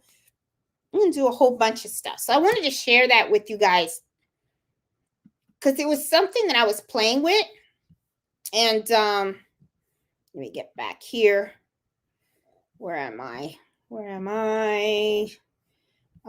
me get this out. There you go. So it was just something that I was playing around with. And I was thinking to myself, oh, that is probably another neat way to personalize items. I thought it was something really cute. So going back to what I was saying earlier, okay, you know how I say you have to invest time? Well, guess what? That's investing time, okay? Trying to find different ways to do things, okay? That is like, it's pretty cool because I kind of, there's all these knitted blankets that I bought, and they are knitted, and you can use wallable stabilizer on them if you want, but this is the thing about water soluble stabilizer. Okay, sometimes you place that to help give a little lift to the threads when you're embroidering. Okay, because that's what it's doing. It's just giving it a little lift. But I want you guys to pay attention to the name of that, okay? is called water soluble stabilizer, which means that when you wash it, that stabilizer is gone. Okay. All right. It is not a permanent lift. So you have to know when it's appropriate to use it. Okay. And then when you really need something more than just WSS on your embroidery. Okay. Because if you have something that is a towel with a lot of fluff on it, you can use it, and when you embroider on it, it's going to look beautiful. But then you have to ask yourself the question, what's going to happen to that item after it gets washed? Is it still going to look as gorgeous as you pulled it out of that machine? Because if it's not, I would recommend doing knockdown stitches, or I would make sure that you let that customer know. I see a lot of people complain also, a lot of customer complaints, should I say, talk about shirts. A lot of times people like to embroider shirts, and they like to do a lot of embroidery on the shirts, okay? And I got that. However, though, know this. Not all customers know how to care for embroidery, okay? So you have to make sure that the customer is aware that there is a certain way you're supposed to be caring for those items. A lot of times what they're going to do is they're going to take that item and they're going to throw it in the wash with all their other clothes. And then they're going to throw it in the dryer with all the other clothes. And when they pull that shirt out and they see that the embroidery is a little twisted, crumbly, and all that kind of stuff, they're not going to know how to care for it, or they're going to get all frustrated, and they're going to come on. They're going to be like, what the hell happened here? I've heard some people put on, on certain reviews of certain shops, and they say, oh, it was a beautiful shirt when I got it, but it's a one-time wear. It's really not a one-time wear. What it was is that they just didn't know how to properly care for it. Okay. Or it could also be that the person didn't know how to embroider it correctly. Maybe they used the wrong stabilizer and stuff like that. You got to remember, tearaway stabilizer. Okay. You put that in the wash, it goes away. Stabilizer has a purpose. It's to keep stability with the thread and the fabric. Okay. If that stability has to be there on a permanent basis in order for the embroidery to look good, maybe tearaway is not what you should be using. Just saying. Okay. Just saying. Something to think about. Okay. So when you are working on your projects, you should always be asking yourselves those questions. All right. What stabilizer should I be using? Okay. How is this item going to be used? How is this embroidery going to last? It's not just, I'm going to stick it in the machine, I'm going to stick it out, it's going to look great, I'm going to hand it to the customer, and everything's going to be good. Okay. Remember, that thing is going to talk about you. All right. And if you don't take the time to have those conversations with your customers and ask them, what is it that you want? How are you going to use this item? And make the proper recommendations on how the item should be embroidered, what's going to happen is the customer is going to have these expectations that everything is all good. And then next thing you know, they're going to be pissed. And they're not going to think about it as, maybe I washed it wrong. They're not going to think that. They're not going to think, did I wash the item wrong? But they're going to think about, oh, she didn't do it right. And I know that. And I know that from experience. And I'm going to tell you from the experience. It's not that someone has did that about mine, but I had an organization come to me and said, we had some shirts that were embroidered, and I don't want to use that person anymore because they didn't do a good job. I asked them to actually bring that shirt to me. Now, when they brought the shirt to me, immediately what you do is you turn it inside out, because what I want to do is I want to see what stabilizer did this person use. This person used the exact same stabilizer that I would have used. 2 sheets of cutaway. It was cutaway. It wasn't tearaway or anything like that. Okay. And then I turned around, but then I also held the shirt up and then I looked at it. Then I took it up to the sewing room and then I saw that what it was the embroidery was a little bit crumbled up. But I asked the customer, how did you wash the item? She said, well, I took it and I just washed it with my other clothes, then I put it in the dryer. So what I did was I took the polo shirt upstairs to the sewing room and then I actually laid it down. I took the iron and I took a Teflon sheet, okay? And I put the Teflon sheet on top of the embroidery. And then I took the iron on medium and then I just ironed it gently on top of the embroidery. And then after that, I took off the Teflon sheet and the embroidery looked beautiful, okay? So I'm telling you this because that embroiderer did a beautiful job. There is nothing that person did that I would not have done myself. Okay. And I let her know that. I said, he did nothing wrong. He or she, I don't know who you used, but that person did a beautiful job. And I even explained to her, he used 2 sheets of stabilizer. Could have just used one, but he went over and beyond. He put in 2 sheets, which is usually what I do. Okay. Even though sometimes I know I can get away with one, I'll throw in that extra sheet. Okay. And I could tell by the quality of the embroidery when I looked at the design, they weren't any gaps or anything like that and stuff like that. It was just that she didn't know how to care for it. That's all it was. And right there, she was like, oh, I have to tell the other people, because, and this is the other thing too. Think about it. It was an association. So that means if she was complaining about it, everybody else in that association was complaining about it too. So that poor embroiderer's name dragged under the mud. And I told her, I said, he did a wonderful job. But this was the error that he did make. And this is something that I tell people all the time. Okay. And I'm going to show you. When you are working with folks during embroidery, you never assume that people know how to care for their items. So every time I embroider, this is what I give them. Okay. And in the back of this card is all of the instructions on how to care for your embroidered items. Okay. So I am telling you this because you have to, especially if you're going to be running a business, you got to think of all these things. Okay, you really truly do. And this takes time, this takes experience, this takes lessons learned. And this is the other thing too. This was a lessons learned that really I didn't have to learn it. I learned it through someone else's experience because that lady came to me to complain to me about the poor shirt that this guy or person or girl did and really did nothing wrong. But because I saw that dilemma, I said, that could easily be me. So I better be proactive and do something so that it doesn't happen to me.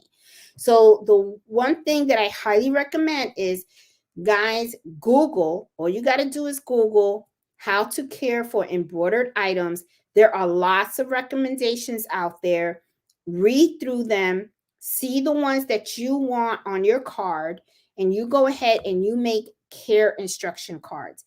And whenever you go ahead and you have a customer that comes to you for some type of embroidery, when you give them their invoice that's marked paid and you give them your business card, you give them an instruction card as well. So that way they know how to care for their items. All right.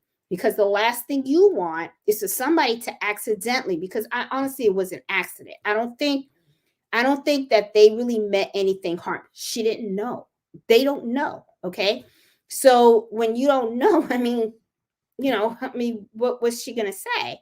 So you don't want that to happen to you, Luckily, though, and I don't know who the embroiderer was, but, I wanted her to know that he did a wonderful job, and I told her, I said, this really, if you ever, I would go to him again or her, whoever did it. I mean, I would use them again because they did do a fantastic job. I mean, it's just that unfortunately they just didn't inform you on how to care for it. That's all it was, you know.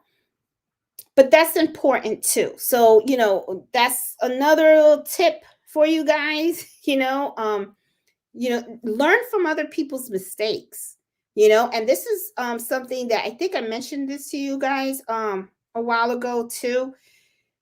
If you look at other embroidery businesses and read their reviews. Now, I don't focus on the good reviews. I don't care about the good reviews. What I'm looking for is the bad reviews, because what I want to know is what the customer's concerns were. Okay. Some of them can be bogus reviews. It can be somebody that's just pissed off at the world and didn't get their way or whatever. Okay. But you're smart enough to know which ones to weed out. Okay. But you can learn from those mistakes. Okay. If you see that they didn't care for their item correctly, like, what happened here, right away, okay, in order for me to prevent that from happening, I need to create the care cards. Okay. I've read some reviews where the packaging was poor. Okay. So I looked at that and I said, okay, so I got to make sure that it's poor. I've also read reviews where people come on and say, the embroidery was beautiful, but I noticed that my item was dirty. What do you think that means? That means that the person that took that person's items probably wasn't careful about how they handled their items when they got them, which means either they placed it on a table that was dirty, or maybe it was thrown on the floor. It could be a lot of things. So, to me, I look at it as cleanliness. Okay. So make sure that when you are working on people's items, you're really caring for their items. Okay. If they're giving you clean shirts, they should be getting clean shirts back. Okay. With additional their embroidery on it. Okay. They shouldn't be getting back their shirts dirty. If you're giving them back their shirts dirty, that's telling them that, you're really not caring for their items, right? You don't want to be put in that.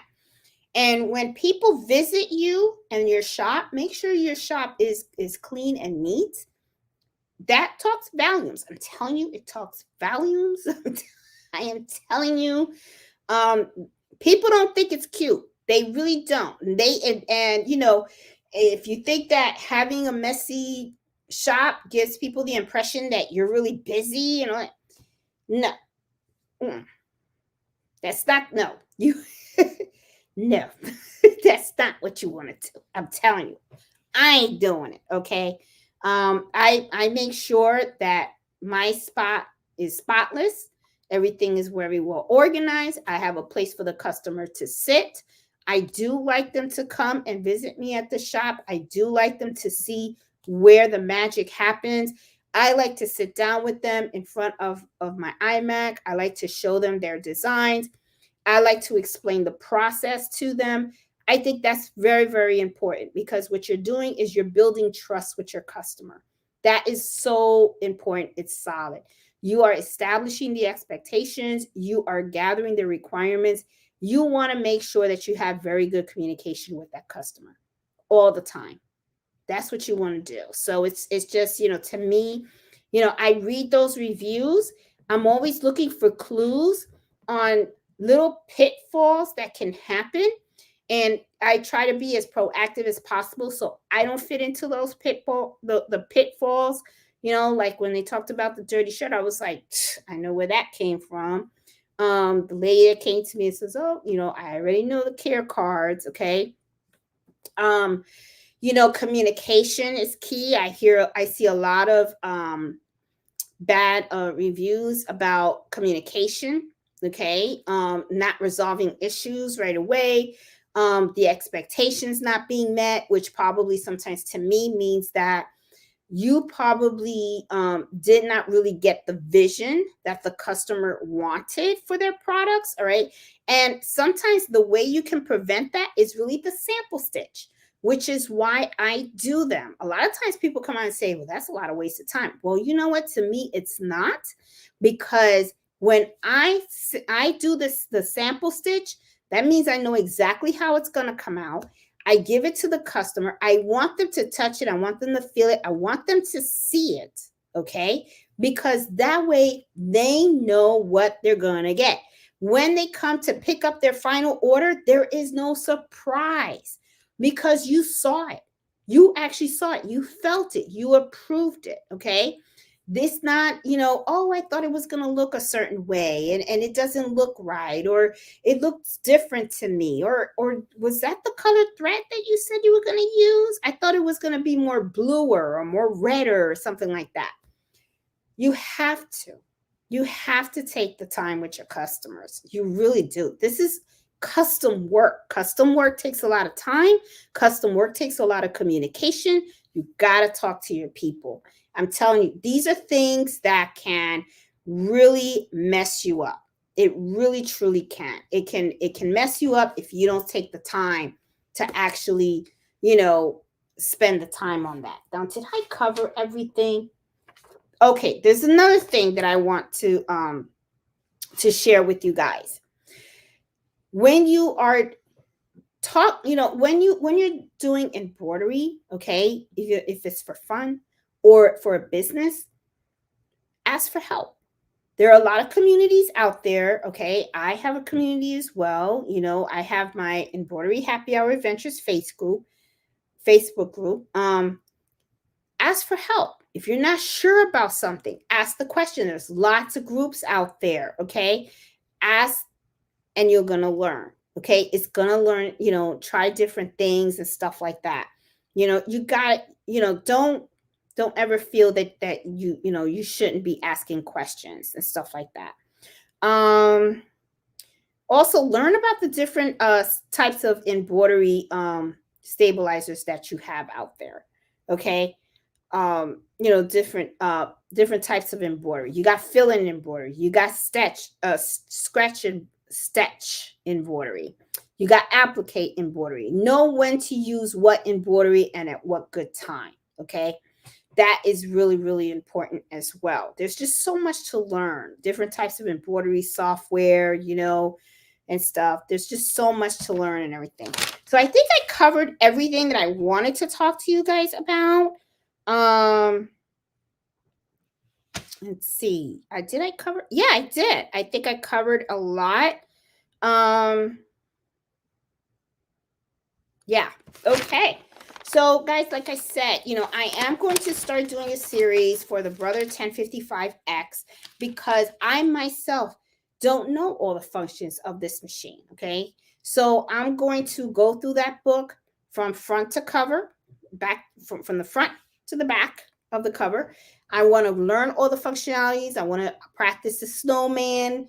There's a feature called the snowman. How to anchor stuff down, how to slow down the machine. You can actually set up the machine to slow down at specific needles and stuff like that. I've done that for some of the logos that I work on, because I have some logos that have 40 and 60 weight stitches and also involve 7511 and 65/9 needles, okay?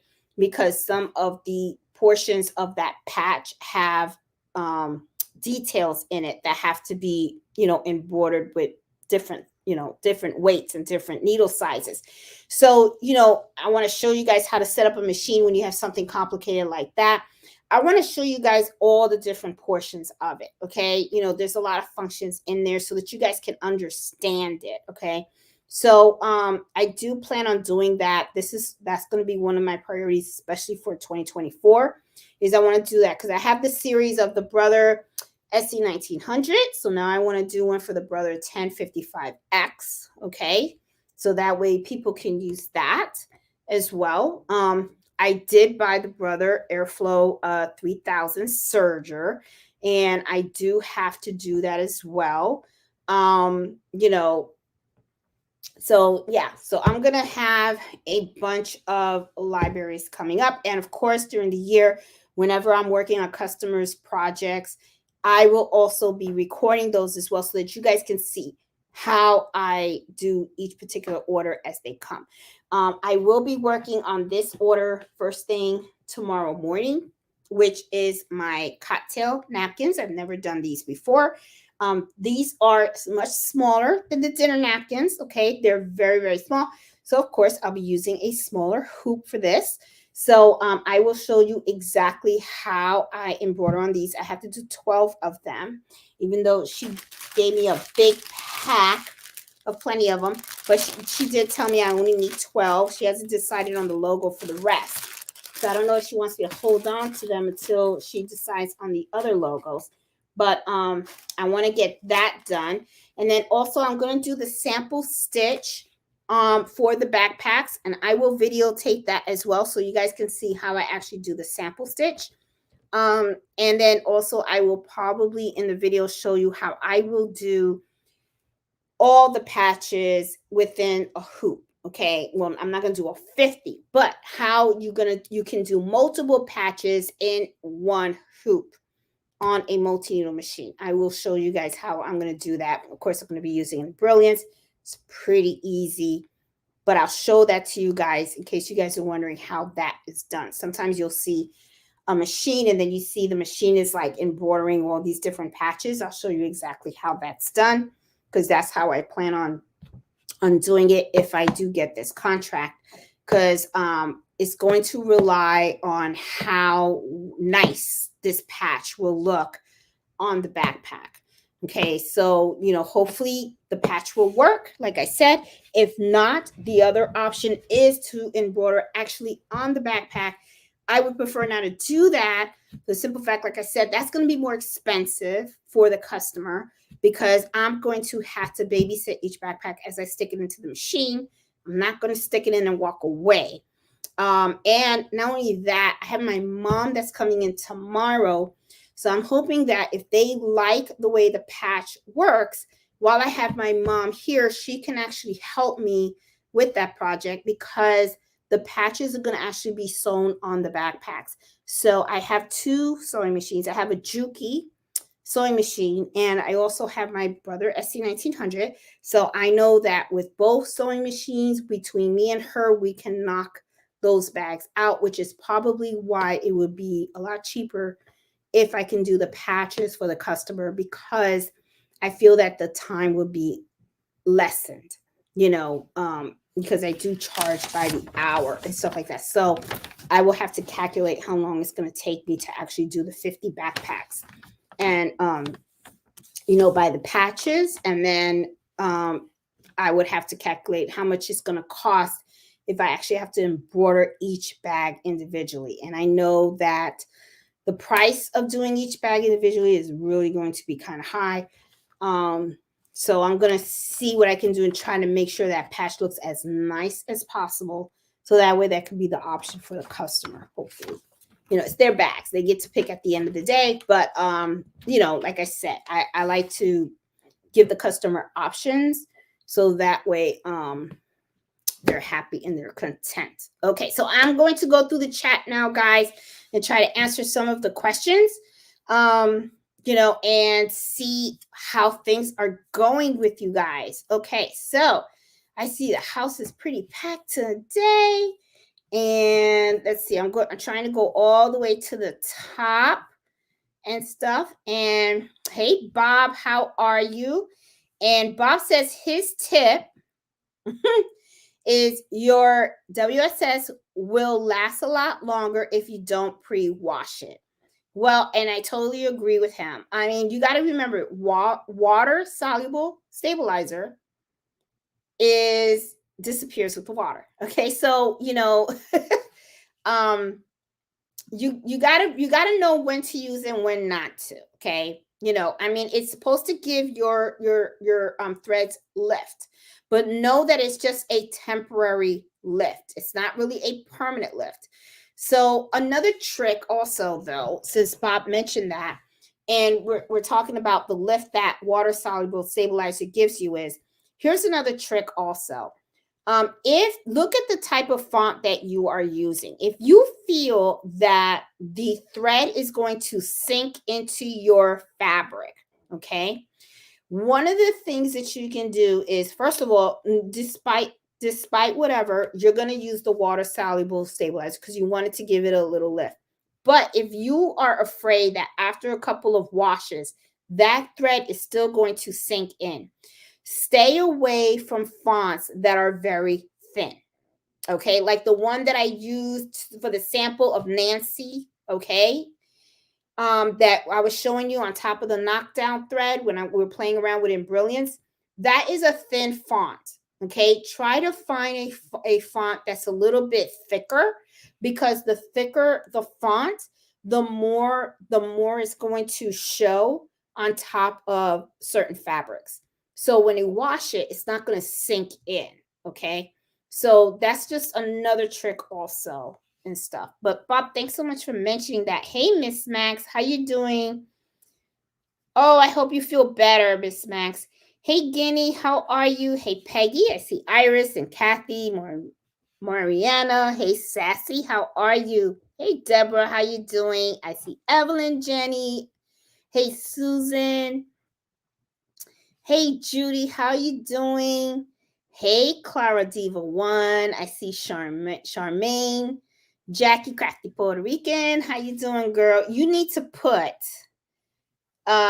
Crafty Puerto Rican, that gift that you gave my sister, that bag, okay?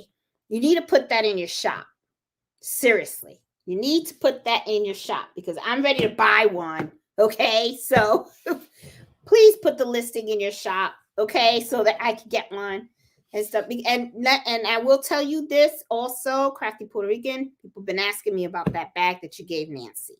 For you guys that don't know, Crafty Puerto Rican, she has her own YouTube channel. She does rhinestones, embroidery, and she also does sublimation. She participated in the gift exchange, and she got my sister as the person that she had to give a gift to.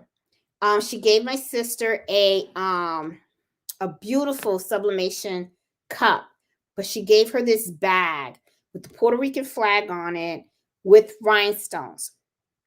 Gorgeous. I mean, it was, I mean, when my sister showed it off, I was just like, oh, that's nice.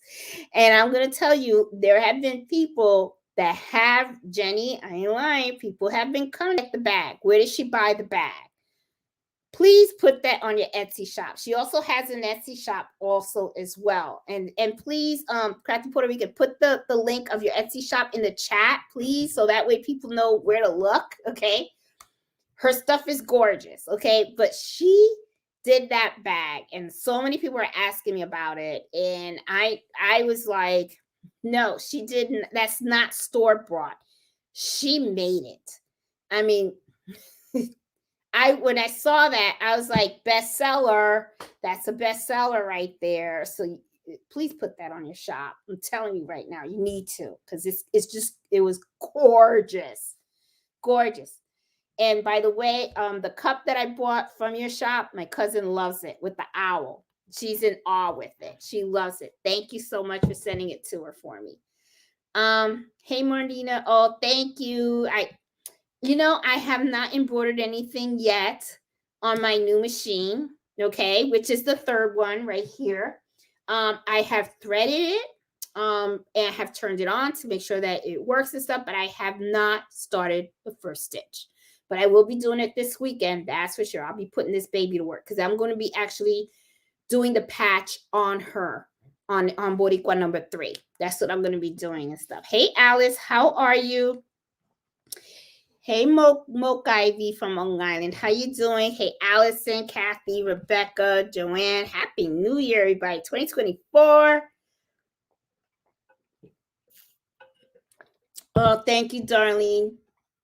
Appreciate it. Yeah, that really sucked because Gladys is such a beautiful person. And oh well. Hey, Marlena. Hey, Latoya. How you doing? Hey, Robin. Hey, Kathy, Wendy. Thank you, Crafty Puerto Rican. Hey, Jackie. Let's see. And if you guys questions, guys, ask me. You guys know how I am. I will answer it the best I can. Thank you, Leslie. I love my new baby. Yes. Hey, Tammy, how you doing? Hey, Baby Giant Services, how are you? Hey, Deidre Wade, how you doing? Judy. Hey, Miss Banks, how are you?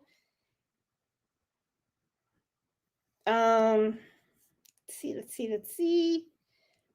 Hey, Annette, Joy, how you doing? Hey, Kim, Marley. Let's see. And Warley B, thank you so much for this super chat. I really appreciate that. Thank you so much. Let's see. Iris, Deborah. Okay, I am going down looking to see if anybody. Okay, here we go. Let's see. Do you have hey Deborah? Let's see. Hey Jeanette, new to your channel, but absolutely love your honesty, truth, and encouragement for your viewers. Really appreciate all the videos and info. I've learned a lot. Awesome. And you're gonna keep learning, okay? So I'm gonna keep teaching and stuff.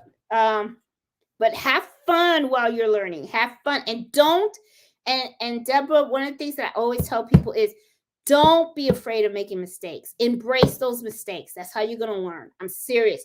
Take the risk. Learn to take the risk and stuff. It's so worthwhile. I'm telling you, it's so worthwhile. Invest the time. And really do. Hey Marsha. Hey Joanne. Hey Michelle. Love your last name. That's the last name. Maybe we're cousins. I'm Jeanette Woods. So maybe we're cousins, Michelle. Let's see. Hey Alice. Let's see. Oh, okay. She said, I got Embroidery Essentials and Thumbnailer for Christmas. Can you do a tutorial or suggest a channel to learn the software? I do, Alice, I do have some videos already on my channel regarding Embroidery Essentials. Thumbnailer is more for you to visually see your embroidery files on the machine, because sometimes what happens is you just go into Windows and the folder and you just see the names. You don't actually see the picture of the file. So that's what Thumbnailer does, is to help you see, more quickly what the file is, because sometimes the embroidery files can be named kind of funky. But I do have videos in my channel. If you do a search on Embrilliance, you'll see the channels come up. I am going to be making more also. There is someone by the name of Lisa Shaw. She has some videos on there as well. Just Google Embrilliance on YouTube. You'll find a lot of people that have different videos learning Embrilliance and stuff. I know I have some, but some other people have some as well and stuff. So just, do your search. You'll be fine. It's not too difficult to learn. It's actually, I got stuck with it because I have Mac, right? So if you have a Mac, Embrilliance is really the only embroidery software you can actually use, okay? Unless you load Windows on your Mac. And I didn't want to do all that, so I was like, okay. And Embrilliance was kind of affordable. I started with Embrilliance Essentials. One of the things that I do like about Embrilliance is that it comes in different modules, right? So all you have to do really is you can just buy the modules that you need and want, okay? Like I know there's some softwares that it's like $2,000 or $3,000 and you buy the whole suite. And then sometimes you don't even need everything they give you, right? So that's kind of like what I kind of liked about Embrilliance, is that you buy what you really need and what you want, okay? You don't have to like go ahead and spend the whole thing and stuff. So it kind of works for me and stuff like that. But there is a lot out there, Alice. So, and if you ever have questions too, just post it on the Facebook group. People usually jump in and they help out. And if not, then I always monitor the Facebook group, and I'll go ahead and I'll help as well. Okay. Hey Sarah, how you doing? Let me see. Oh,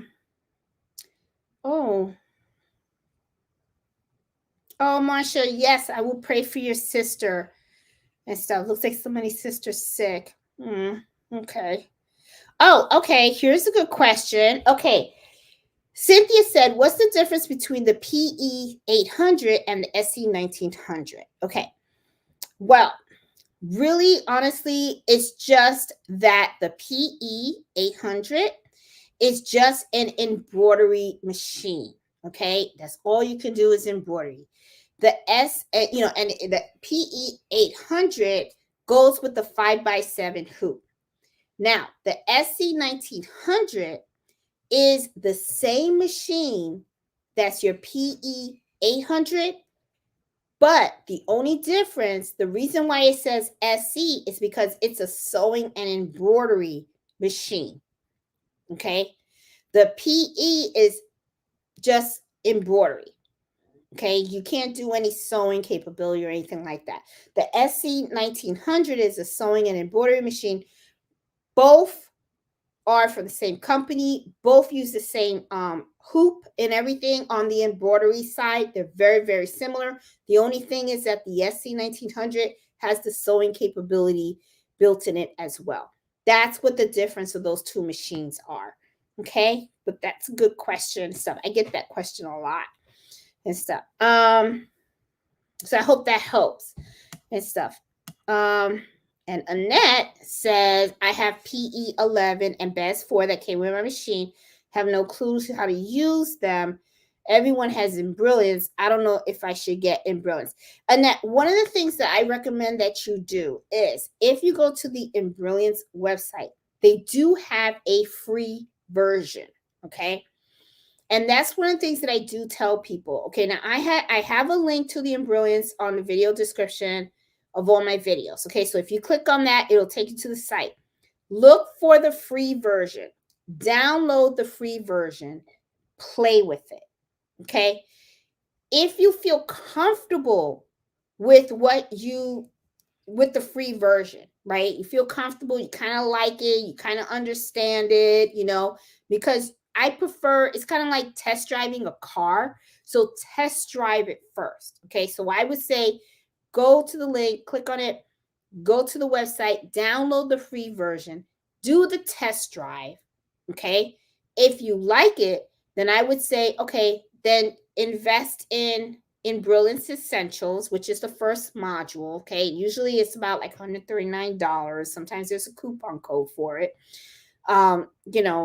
But I would say start that way. Okay. And then also start looking at YouTube videos on how people use Embrilliance. So that way you can kind of get a look and feel of how it works. All right. If you understand it and it makes sense to you and stuff like that, then I would say go for it. But the thing is, what's really important is that see how you just put on there, you said you have P11 and BES 4. It came with your machine. You got no clue how to use them. Okay. A lot of times, sometimes people buy software, and then what happens is when they get the software, they don't, like you said, no clue how to use it. So to me, it's like if you're going to invest in some software and stuff, you want to at least know that you're going to understand how to use it, or you're going to know that there's a lot of support out there that you can understand to teach you how to use it. So that's why I say go to, if you want, that's the best way to test drive it. Go there, download it, play around with it, go on YouTube, look up videos on how to use Embrilliance, follow those videos. If you understand it and you seem to kind of like the look and the feel of it, then I would say, okay, then you should feel comfortable enough to go ahead and spend the $139 for it. Okay. But if not, then what I would say is look at other softwares. There's another one called So What Pro. I don't know if you have a Windows or a Mac, but Embrilliance does work on both platforms. It works on the Windows and it does work on the Mac. But the thing is, I'm an Apple girl. I have nothing but Apple at home. We don't have Windows. My husband has Windows on his Mac, but I don't want to do that on my Macs, like I said. But we're more Apple products here. So Embrilliance was the only one that I saw that actually works well with a Mac. And when I saw it, I did just like I'm advising you. I downloaded the free version. I played with it. I was kind of like, oh, this seems kind of simple. I seem to understand it. And then I looked at other videos on how they work it. And then I was kind of like, okay, I got it. And then I did, just like I'm telling you, I just bought essentials, played with it, liked it. And then as time moved on, and I said, okay, I need knockdown stitches. And I ordered Enthusiast. I want to be able to see my files better. I got Thumbnailer. My husband got this crazy idea going, we should do digitizing. And then I bought the Stitch Artist, which I kind of, in a way, regret, because now I got the whole suite and I'm not using the Stitch Artist 1, 2, or 3. I very seldom use those. But like I said, I would go about that way. Okay. And, that way you've done your research and everything. And if you choose to buy it, you're more comfortable. You know what I'm saying? That's what I would do. Okay. So, all right. So let's keep going. Let's see. Okay. Do you ladies like the dime magnetic hoops for towels? Mine doesn't hold tight. I have not used those magnetic hoops, Marsha. The magnetic hoops that I have are from Midwest. Okay, the Mighty Hoops, those are the ones.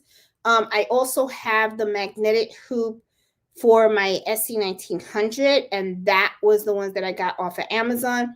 You can buy extra magnets for those too, and I actually did. I bought some extra magnets because to make sure that my towel doesn't shift, and those seem to work well for me. The dime one, I have not invested in those at all.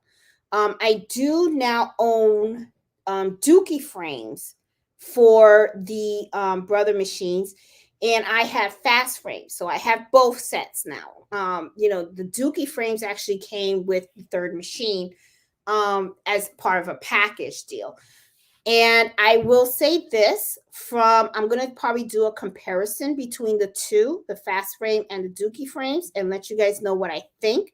I have not used the Dookie frames yet, but I have taken out of the bag and I have looked at them, and I've done a side-by-side view of it. But you know what? That would be a really good video for me to show you guys on those frames, because sometimes you see people all the time, they say, hey, what frames do you have? And some people say I have the Dookie, some people have the fast. I've always had the fast. It was just what I got when I bought my 6-needle machine, and then the Dookie just happened to have come with this machine. So it'll be pretty cool for me to do a comparison between these two and give you guys an idea of, if I had to do it all over again, what brand would I go with? Would I go with the fast or would I go with the Dookie? I don't know. We'll see. All right. So I'll definitely share that with you guys. But no, I have not, my personal experience with dime, I haven't had any. Let me see. Hey, Martha. Sounds like you're discovering my journey. Go, girl. I'm telling you, it's a ride. It's a ride. Oh my goodness. Okay, so Miss Banks has an opinion. She said, I don't like the dime Mighty hoops for anything. I've purchased them to use on my Baby Lock Destiny, and they don't hold as well as the Mighty hoops. I was so disappointed. I wonder if the dime magnetic hoops are cheaper than the Mighty hoops. And if they are, then I guess that kind of shows what I was saying before about sometimes what looks to be cheap isn't the good quality. So when it comes to equipment, seriously, guys, I'm really dead serious about that.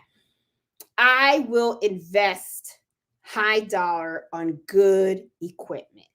I have no problem doing that because I know it's going to last long. And I will tell you this, Miss Banks, I personally know her and she is experienced. She has, 30 years right there. Okay. And if I'm going to be honest with you, a lot of times I ask her for advice. Okay. So, is she, and I could see she's like, no. So I got a feeling that Miss Banks got a mighty hoops. She's sticking with that. Let's see. And she said Liliana has a very good, about the same subject. Get to know your machine, And I'm gonna tell you, Marlena, she has been a great mentor to me. I love her. She is the one that really got me out of a funk, because I am telling you, when I was doing embroidery, I mean, it's like I would not embroider on nothing that a customer came to me with. And she pushed me and she was like, do it, do it. And now it's like, bring it on. I mean, and it's like, I have no fear. I will accept the risk, especially if it's something that I wouldn't mind messing up so I could keep, I would be like, ooh. Like I did a video where I embroidered the pocket of a jacket right on the SC 1900 $500 coat. I did $1,800 worth of golf shirts. Okay, and those golf shirts were expensive. They were like $80 a pop. $250 Carhartt jackets for a construction company. All of those jackets were $250. And all I knew was either jackets were going to come out great, or my whole family was going to be walking around with those construction jackets all winter. Everybody was going to wear a nice jacket with a nice patch over wherever I messed up. But yeah, Liliana is fantastic. I love her. And I'm going to post your thing right now in case you guys don't know. This is her YouTube channel, Embroidery Now. That's her YouTube channel. She is, I mean, I love her. I just love her. Only thing, her channel is in Spanish, but if you were to go and look through some of the stuff, you can see some of the things that she does. And she does large volume orders. Okay, she does a lot of volume orders too and stuff. Hey Pearl, how are you? Hey Mello, how you doing, boo boo?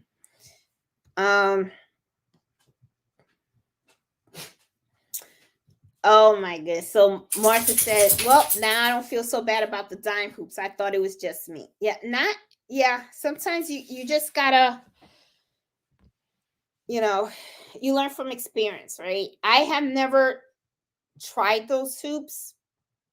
Now I guess I'll never will either. And let's see. My difficulty is to keep with the same name of thread company and colors used. What's your method? Money, I really don't have a method with that. I have a lot of threads from different types of companies. Okay. Now, when it comes to the 60 weight thread, though, I always use the Madeira, and I'm gonna tell you why. Because I get them from allstitch.com. And if you go to their website, you're gonna notice that they have a drop down of the 60 weight threads. Okay, now 60 weight threads can be pretty difficult to come by from other types of embroidery thread companies. I have used Candle, I have used Brother, I have the Brother Reed, I've used the Sim threads, I've used the Nanny threads, the Madeira and stuff. And the thing is too, is you're going to also notice that every different type of company has its own version of a different color. Okay. So sometimes what happens is you probably will like to have a variety. Okay. So I really don't recommend sticking with one brand.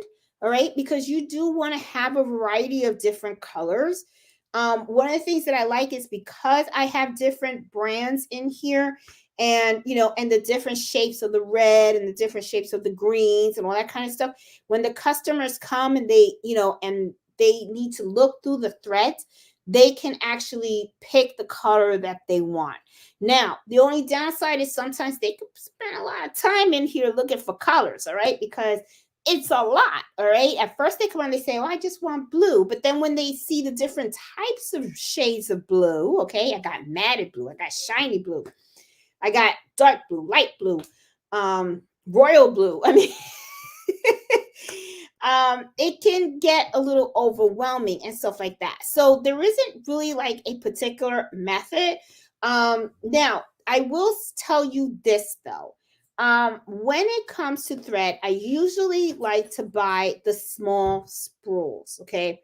The only time that I invest in the big spool is if there's a particular color that I use very frequent. All right. That is when I'll come out and I'll say, okay, an example of that would be like the color brown. I use the color brown a lot. And, brown, I have them in all the different types of brands that I carry here. But because I use certain particular colors a lot, those I'll buy in the big comb. And then what I usually do is I will go to Madeira and I will order the color that's closest to it. Okay, so I have their color chart. So what I'll do is I'll get their color chart and I'll open it up and then I'll try to find the color that's closest to it, and then that I will just buy as the big comb. That's how I usually do that. But I do like my small combs. I feel like they take up less space. And the thing is, a lot of these big combs, it is a lot of thread, and I get to use them for small jobs. Right? They work great for small jobs and stuff like that. But that's usually how I do that. I hope that helps a little bit, Marlene. Hey, Jail Love, how you doing? Hey, Sherry. Scared to start. Don't be scared, girl. Just do it. Sherry, do it. Do it. You should be more scared of not doing it than doing it. Honestly. Okay? Because what you're going to do? Just stare at your machine? Don't do it. Don't stare at the machine. Just get it. Let's see. There you go. And here's another suggestion. Hey, Evelyn, time is money well spent. Yes. But here's another suggestion from Marsha. Save old sheets, shirts, pillowcases to practice fabric. For practice fabrics. There you go. There you go. Totally agree with her. Practice, practice, practice. You don't have to practice on your blanks. And please don't think I'm saying do that, because let me tell you something. Blanks cost money, okay? Do what she's doing. What Miss Frost just mentioned right here. Old fabric. Go to Salvation Army. Buy old clothes and all that kind of stuff. Buy old polo shirts. Practice embroidering on polo shirts and logos and all that kind of stuff and everything. That's the best way to do it. Honestly, that's really the best way to do it. Let's see.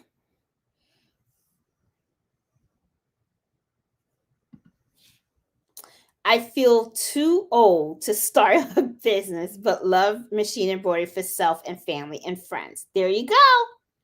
But you know what, though, Sarah? Sometimes starting a business on the side can creep up on you, because sometimes when your family and friends know that you know how to embroider, the word sometimes gets around, and you're always going to end up getting somebody going, I need some embroidery work done. Can you do it for me? And next thing you know, you're going to be embroidering for people, So, it kind of creeps up. Sometimes it'll creep up, Trust me. That's really how it happened with me, honestly. I just had the SC1900 and I was just doing it for fun. And then before you know it, voila. Okay. Now it's I still do it for fun, but I get a little extra change on the side, to help me with other expenses. So sometimes it just creeps up and everything.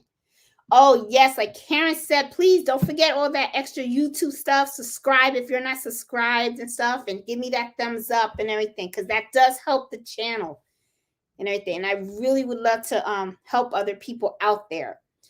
Oh, Sherry says she has the LB7000 Brother.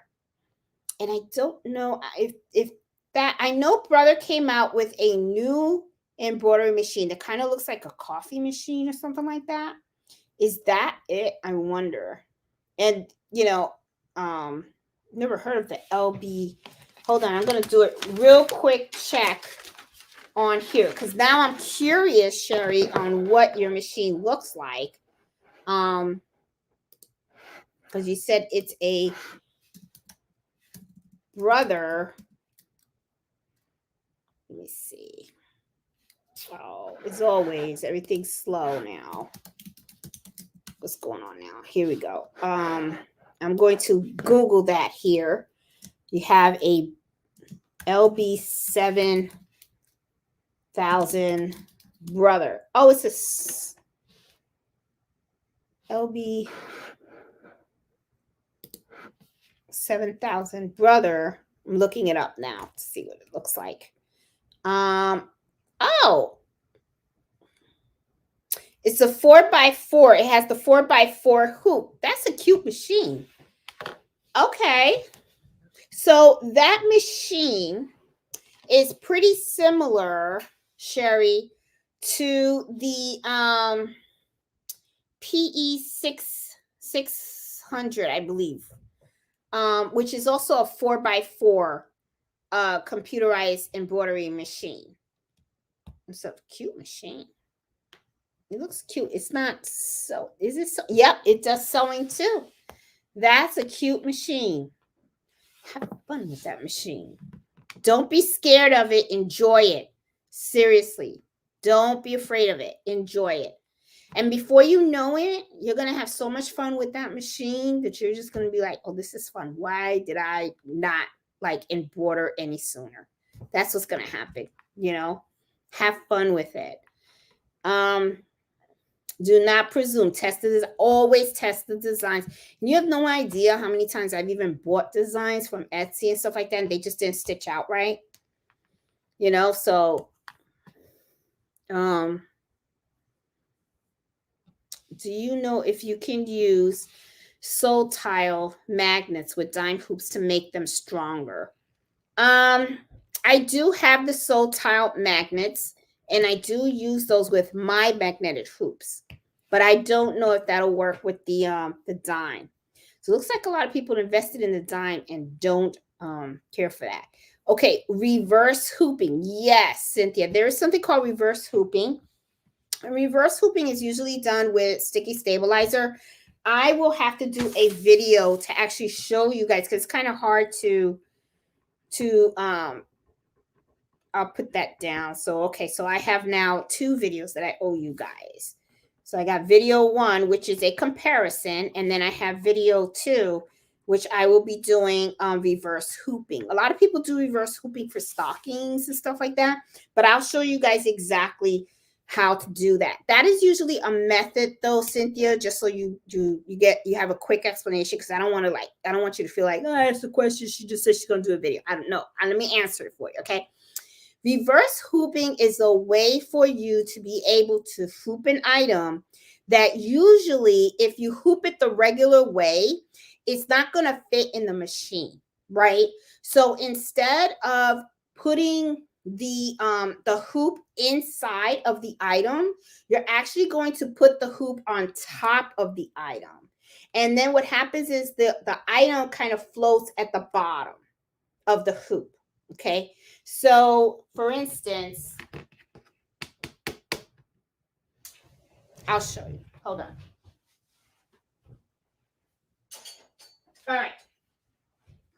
This is one of the hoops from my Dookie frames. Okay, so let's say that we're gonna make believe it's a stocking. Let's say that you want to embroider some initials on a stocking, right? Usually what happens is you take your hoop and you put it inside of the stocking. Okay, this is the top of the stocking. And then you're going to go ahead and you're going to embroider the initial right on top, right? Reverse hooping means that you're going to take sticky stabilizer. And then what you're going to do is you're going to actually put the hoop on top of the area that you're going to embroider. Okay, so it's going to be like this. And then what will happen is you're going to embroider like that on it. But the thing is, this is not on top, it's actually below it. And the reason why you do that is so that way you have a little more space, okay? And then you can actually, it moves around a little smoother in the machine, okay? But I'll do a video so that way you guys get a visual of, oh, that's why you don't do a regular hoop. It doesn't fit in the machine. And then now you'll see that when I do the reverse hooping, it can embroider really nice and neat. Okay. So I'll show you exactly how that is. But that's what reverse hooping is. Okay, it's just a little trick that embroiderers do whenever they have something that is a little tough to embroider in the machine because it just doesn't fit in the arm. That's what it is. Okay. Never heard. Okay, another one asking about that. Okay, so I will show Marsha. I will make sure that I will do that video to show you guys about reverse hooping. Okay, it is a pretty neat trick to do. It just takes a little longer to hoop. Okay, you just have to be a little more careful, but it's something that a lot of people do to embroider, especially stockings and stuff like that. So, and it works. It really works. And Sassy says she's only embroidering for friends and family. That's all she's doing.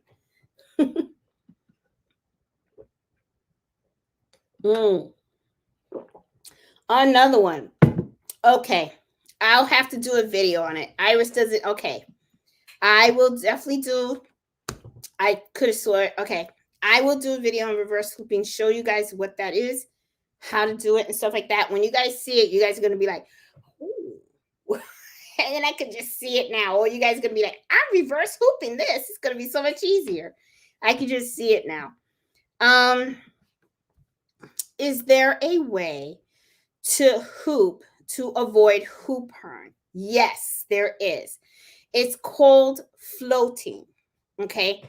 Now, floating means that what you do is what you're going to hoop, Sue, is actually the stabilizer, not the item that you are embroidering. You hoop the stabilizer. And then what you're going to do is you're going to take temporary adhesive spray, and you actually spray the stabilizer. Take your item and you put it on top of the hoop and the stabilizer. You press down, and that way it'll kind of like stick. Okay. Sometimes people will put like little pins to secure it so that way the item doesn't move, and then they start embroidering. This way, when the hoop burn is usually caused because when you put the fabric together with the stabilizer inside the hoop, right, and then you clamp down on it, what you're doing is you're kind of like stretching the fabric. And when you stretch the fabric, sometimes the edges of your hoop can leave like a marking. And I'm going to tell you that sometimes does not come off. And it could be because maybe it got hooped too tight, or it was just better to float it. But floating is usually the best way to avoid the hoop burn. Okay. That's another reason why a lot of people like the magnetic hoops. Magnetic hoops are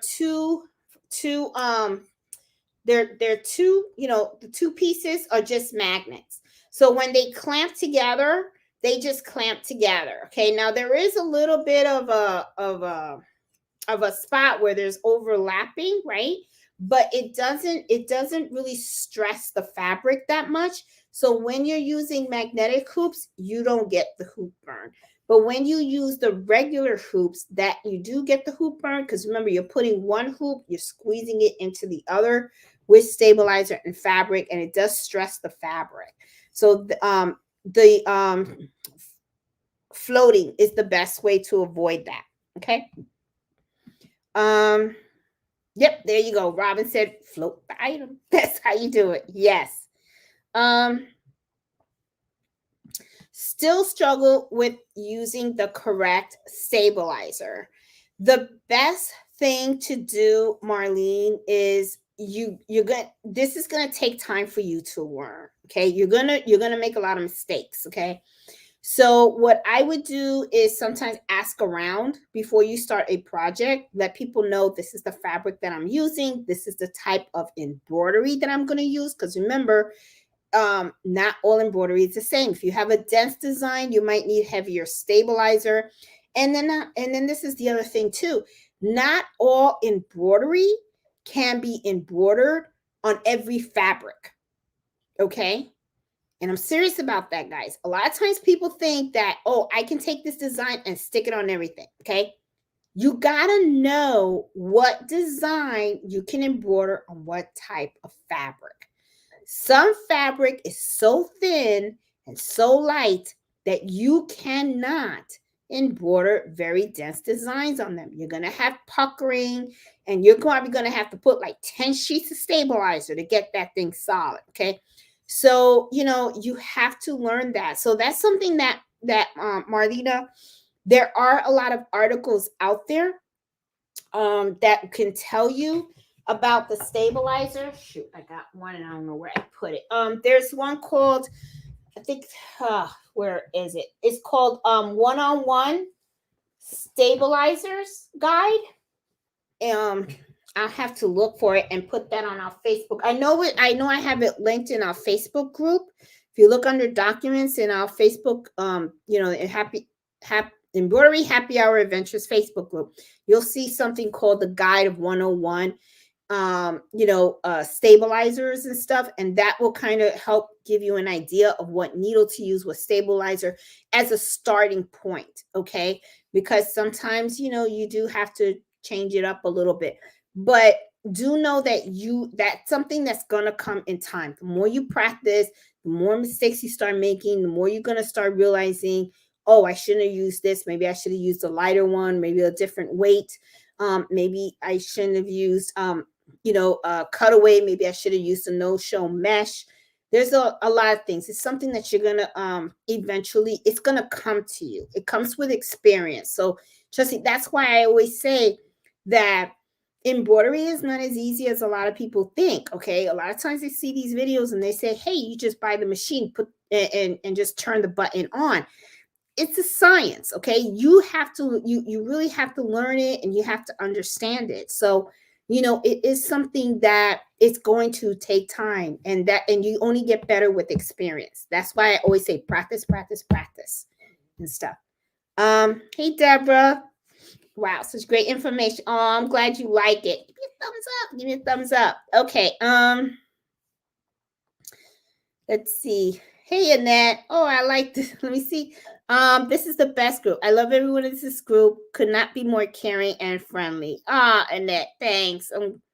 Hey, we love what we do. uh, and look, here you go. Sarah says, I use magnetic hoops or floating to avoid the hoop burn. And hoop burn, let me tell you, can be the most annoying thing, because once you have it on a particular item, very, very difficult to take off. I have seen people try to throw water at it, try to just rub it off and stuff like that. It's kind of like you in a way you kind of damage the fabric because you stressed it so much, so it's something that you really, really, really want to try to avoid. Okay. Let's see. Oh, she says she still gets my magnetic will still get hoop burn. I originally bought magnetic because I heard I could avoid the hoop burn.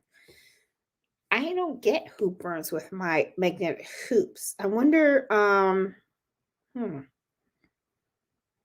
what fabric. And this is the other thing too, Susan. Sometimes I'm wondering what fabric and how you are actually hooping them. Because I'm thinking, like fast frames, right? This is another way. And I don't know what machine you have. I don't know if you have a multi-needle or a single needle, but you may, if you have a single needle, then I would say float it. But the thing is, the magnetic hoop for a single needle machine would be, you could only use it to float. So I'm assuming that you're probably talking about the magnetic hoops. And what I would do then, if you would post something on our Facebook group, like maybe a video, a little short video of how you actually hoop it, maybe we would be able to catch what it is that you're doing wrong. That maybe something's not right. Maybe the stabilizer that you're using, the fabric type or something like that. Okay. because I don't hoop everything. Sometimes I use, well, I haven't used my Dookie frames yet. I use fast frames, but yeah, I'll have to kind of like these two. These things look thicker. I kind of like these a lot better already. Um, huh, pretty neat. It's going to be neat to try this. But anyway, to see how we can help you and stuff like that, because I'm not getting hoop burn at all. So there's got to be something funky going on over there and stuff. We'll help you figure it out. So just hang tight and stuff. Put a video out there or something so that we could get more of an idea of what you're doing, because it could be maybe the way you're snapping it, or maybe are you snapping it at an angle? We'll get it. Let's see. I'm not a biz, but I learned so much from informative people, thoughts, and ideas. Yep, there you go. My mother-in-law name is Maria. We used to call her Aina. Oh, okay. How did you learn so much so fast? I have been trying to do this for more than a few years, and you are so advanced from me. I don't know. I guess I'm a fast learner. I don't know. But I will tell you that I breathe this all the time. Okay. This is my passion. I love doing this stuff. Okay. This has been something that I've been doing it for quite some time now. But I do practice a lot. That is for sure. I invest a lot. It goes to my sister Nancy. Let's see. Let's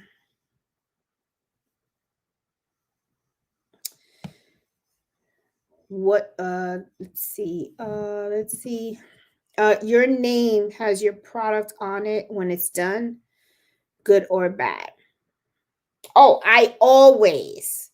Martha, I actually, yes, I brand my items. Okay. Whenever I embroider something.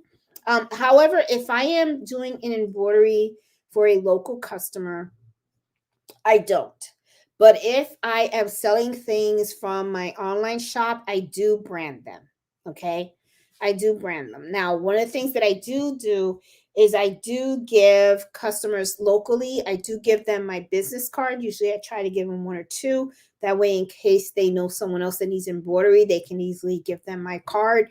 And that's how I kind of advertise my stuff locally. But online, whenever I sell kitchen towels, dinner napkins, stuff like that, I do sew in my own labels and stuff like that. So I do that.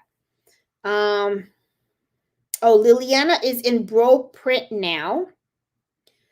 That's the name of her channel. There it is. Here you go. That's her channel in Bro Print now. Love her stuff. She is really, really, really good. Okay. Oh, Marlene has another question. How long take the process of meeting with the customer and processing the order? Do you meet with them at your home? I do. I do have them come out here. I do let them know I run the business from my home. And I usually the meeting, it just really depends. It really depends on the order and stuff. I don't like to, the way I look at it, Marlena, is that I don't want to come out and tell customer, hey, I only got 10 minutes to talk to you. I'm not doing that. You know what I'm saying? I want them to be comfortable. Okay. I have no problem, sitting down, talking to them, even having small talk with them, getting to know them, getting to know what it is that they really need and all that kind of stuff. Because the way I look at it is you're establishing a good business relationship with folks. Okay. So the last thing you want is to, make a customer feel uncomfortable. So I always want to make them feel welcome when they come, and I take their orders and stuff like that. And, I sometimes my meetings take about half hour, sometimes like that, half hour, and then sometimes we'll start talking about other stuff, but it usually takes about like half hour for me to gather all their requirements and everything, because a lot of times I really do want to talk to them about the process. And the reason why I do want to talk to them about the process is because when you give them an estimate, you want them to understand what they're paying for. Okay. I don't want them to think, oh, I'm going to give her a shirt and she's going to embroider my logo. She's just going to take the logo, stick it in the machine, press the button, and walk off. No. I explained the whole process and I let them know, okay, this is going to require 2 sheets of stabilizer. Sorry, I've been up since like 3 in the morning. It's going to take 2 sheets of stabilizer. I got to use some topping on the top. I have to cut it out. I have to seal the edges. I explained the whole process because I want them to know what that price pays for. I don't really have anybody, I think only twice since I've started my business did people try to haggle me in prices. And they quickly learned that I'm not the one to mess with. Okay. Because there's no way that I will ever negotiate a price. And I let them know up front. I believe in being fair to not only the customer, but to myself. And if they come back and they say, well, I know someone who can do it cheaper, I have absolutely no problem letting them know I really think that's the route they need to go, to that other person. Because the way I look at it is I ain't working for free. Okay. I'm not working for free, and I'm just not negotiating price. It's just not going to happen.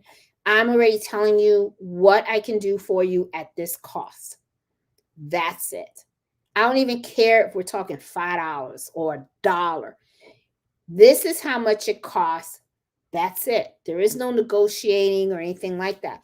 And to be honest, if I have a customer that is going to go back and forward with me on price or something like that, I don't want you as a customer. I really don't, because you're going to be a problem. I don't need problems. There's enough problems in this world. Go be somebody else's problem, not mine. Nope. And you know what? I'm okay with losing the order. Because you know what that does? It gives me more time to practice. That's what I like to do. So, but it takes about 20, 30 minutes, something like that. It's not that long, but I like the customers to feel comfortable and stuff like that. Hey Nana, let's see. Do you have it digitized first, or do you have customized with deposit from a customer? I have it always digitized. I don't mind paying for the digitizing myself, because to be honest, the digitizing doesn't really cost that much. Okay. So I don't mind eating up the cost. That's a business expense. And the thing is, when I get the order, okay, and I give them the price, I already incorporated the cost of the digitizing with the estimate. And I let them know this had to be digitized and all that kind of stuff. So the digitizing plus the this and this is how much the final cost is. Okay. Now, let's say they don't want it, and I have paid for the digitizing, it's not a problem. I keep the cost. I will keep the sample. You know why? Because what happens is I'm building a portfolio. And when a customer comes to me and says, hey, can I see, sorry, just moving around my chair. Sometimes you'll have customers that can come out and say, I want to see samples of your work. Well, that's a sample of my work right there. So I have a box, and I could come out and say, and this is another thing too. Let's say that somebody's looking for some type of embroidery, like a patch or something like that, right? So what I can do is I can take that out and say, look, this is, I can do something like this. You can use those as samples of work that you can do to show your customers, to give them options. You can have embroidery like this, or you like this, or whatever, right? So to me, it's not a loss. I don't look at it as a loss, okay? Because once you get the order, then you can incorporate it. Now, some people do it different, though. Some people don't do nothing without money up front. Okay. They come out and say, I can digitize it for you and it's going to cost $25. And until they get those $25, they don't do anything. But it's all on you on how you want to run your business. Okay. Me personally, I don't mind doing it. Okay. Because it gives me an opportunity to practice. And I don't mind it. Okay. So I don't mind going through the hassle of sending the file to Faisal, having him digitize it, me putting it on the machine, me sample stitching. That doesn't bother me, because while I'm doing all that, that's all practice work for me. It really, truly is. So it gives me a chance to practice. It also gives me some samples to throw in the box so that I can show customers other things that I can do. Okay. And it kind of works out. So that's usually how I do it. So it really depends on how you want to do it, right? Some people, like I said, some people make the customers pay for it up front. I personally don't. But when the order is placed, I do let them know that the digitizing is part of it. Okay. And, and I incorporate it in the price. So that's usually how I do it and stuff. How many patches would you do for the backpacks? There will be 50 patches because it's 50 backpacks. So every backpack will have its own patch. So it's going to be 50 50 of them.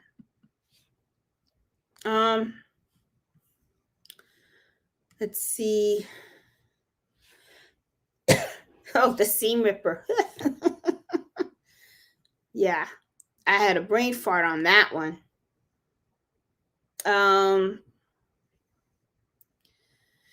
Yeah, and that's the other thing too. Yes, I agree with you, Marsha. It's really funny because sometimes when you recommend to customers and say, hey, how about a patch?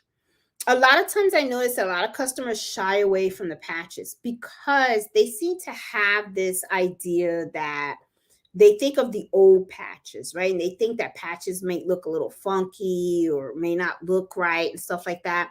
I did have a video on the channel where I had a customer that came out and said, no, I don't want to do a patch. I actually want it embroidered on the sweater jacket.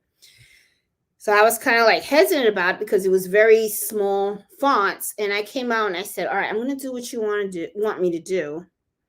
But what I did was I embroidered on the jackets, and then I also created the patch as well. And the reason why is because I knew from my experience that it just wasn't going to look right. But that's what the customer wanted, right? So I kind of said, okay, so it's kind of like to not I didn't want the customer to walk away with a jacket that I knew they weren't going to like. So what I did was I did the patch. And then when their assistant came to pick it up, I said, hey, look, here's the jacket. It's embroidered exactly how they want it. And I gave them a sample patch. And I said, I want you to show this to your boss, and I want you to tell them that this is the patch, and it's, I can put it right over the embroidery and it would look a lot cleaner and nicer. So I just wanted them to give them an idea of what it would look like. And the assistant went, and the next thing you know, the very next day, he showed up at my front door saying, my boss wants the patches. So I took the patches, I put them on, and I did a video of me putting on the patches to show you how I did it. And, and actually the patches look nice, clean, crisp. You can read it, very simple and all that kind of stuff. It looked really good.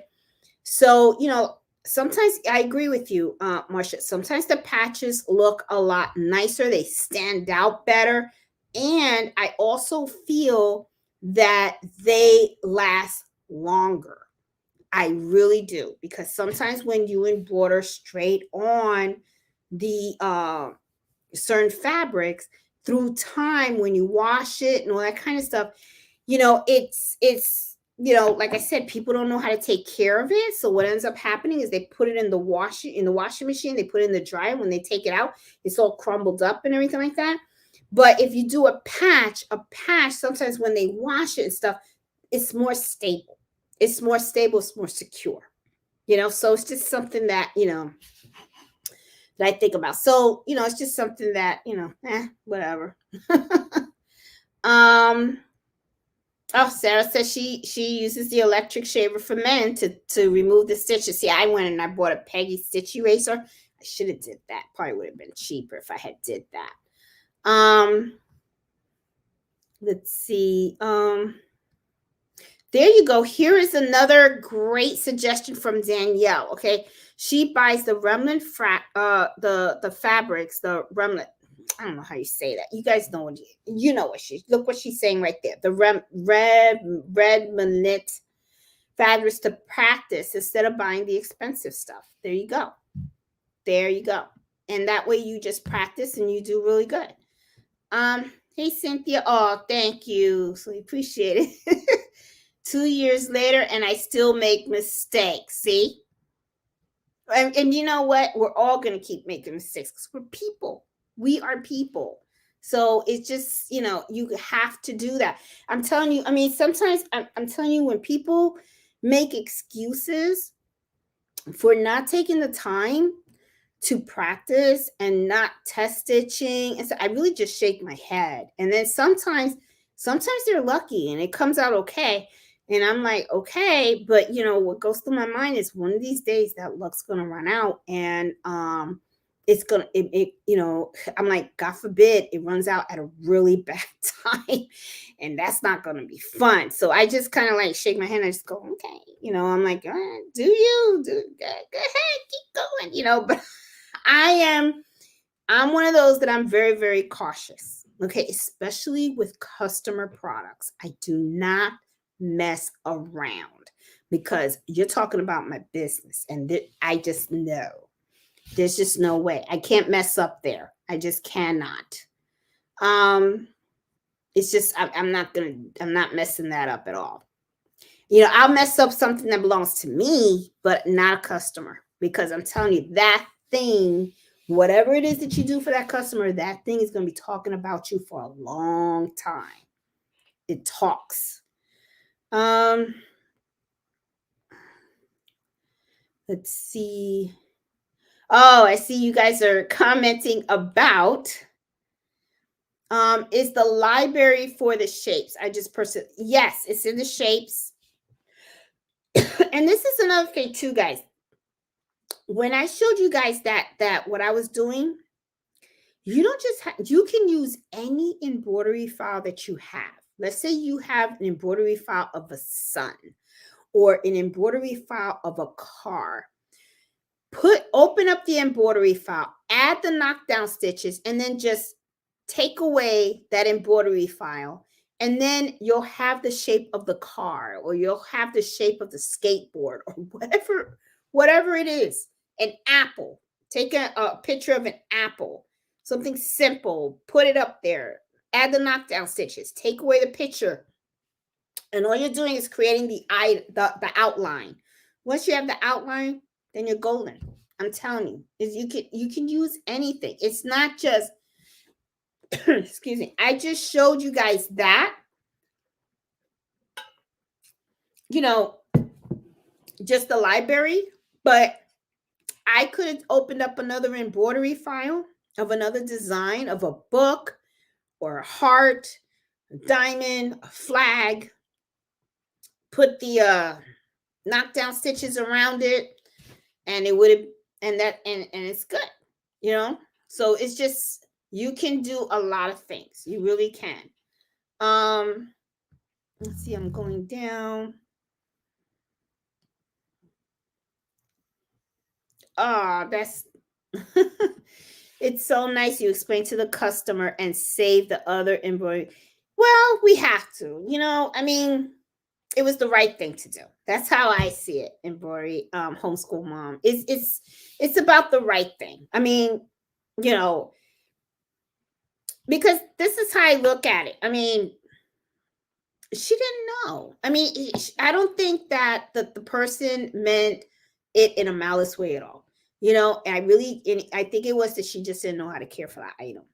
And, and I just let her know and stuff like that. So I mean, and he did beautiful work. I'm gonna be honest with you. I mean, and I told her that. I said, that that's a nice piece of work that he did, And she was like, "Oh, it's just, everybody was complaining and all crushed up and everything." I said, "All you had to do was just take another," and she was like, what, because I used a Teflon sheet, right? And she was like, "Well, do I have to get a Teflon sheet?" No. Take another piece of fabric, a shirt, a blanket, whatever. You never want to put your iron on top of your embroidery. Never. You don't want to burn the threads, okay? You always want a layer between the iron and the embroidery design.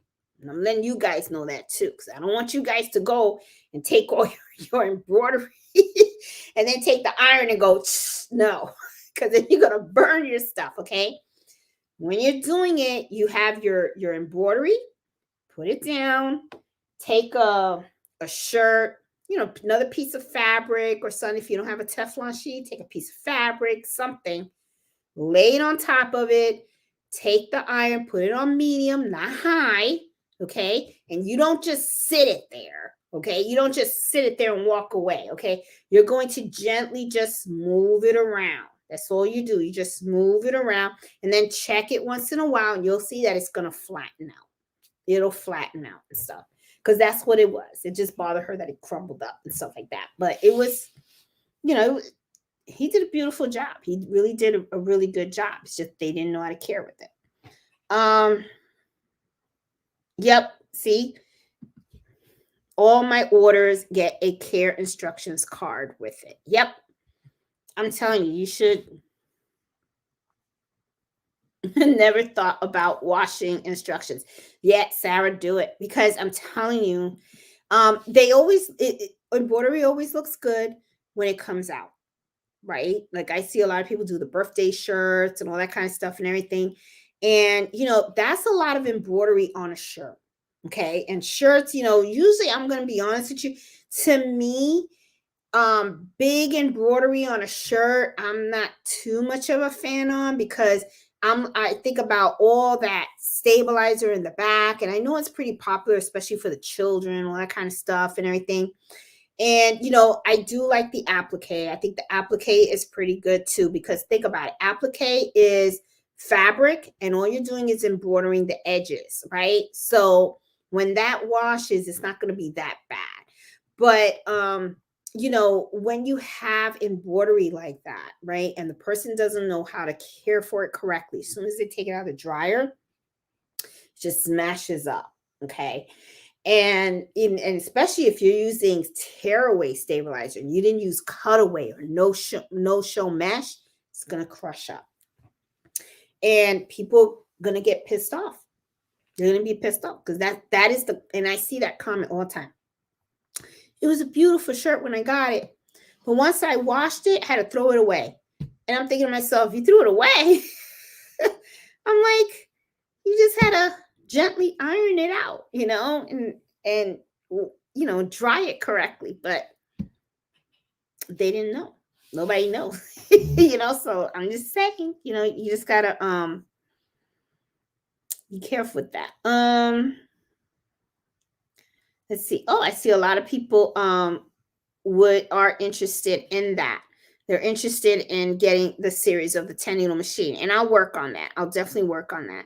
How's Mel and Fred? They're both doing good. Fred is asleep and Mello is knocked out.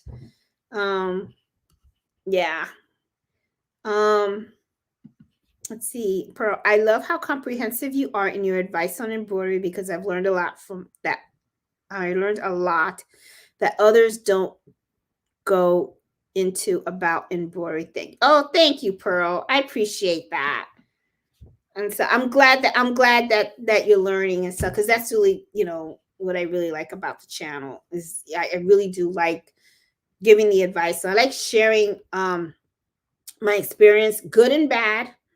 And then sometimes you guys notice my videos are a little on the raw, because I really don't focus on the prettiness of the video. I just want to give you guys the 411. Like, hey guys, if you got something that you need to do like this is how I do it. These are things you need to think about. And if I screw up in the middle of the video, I go, whoof, well, look at what happened. I screwed up. This is what happens when you use this, you know? So I like to keep things very raw, simple. I'm not into the big, you know, I'm really about giving you guys the 411. That's really what I'm really all about and stuff like that. Some people that bothers and some people like it, but it's me. That's you know, I am who I am, you know.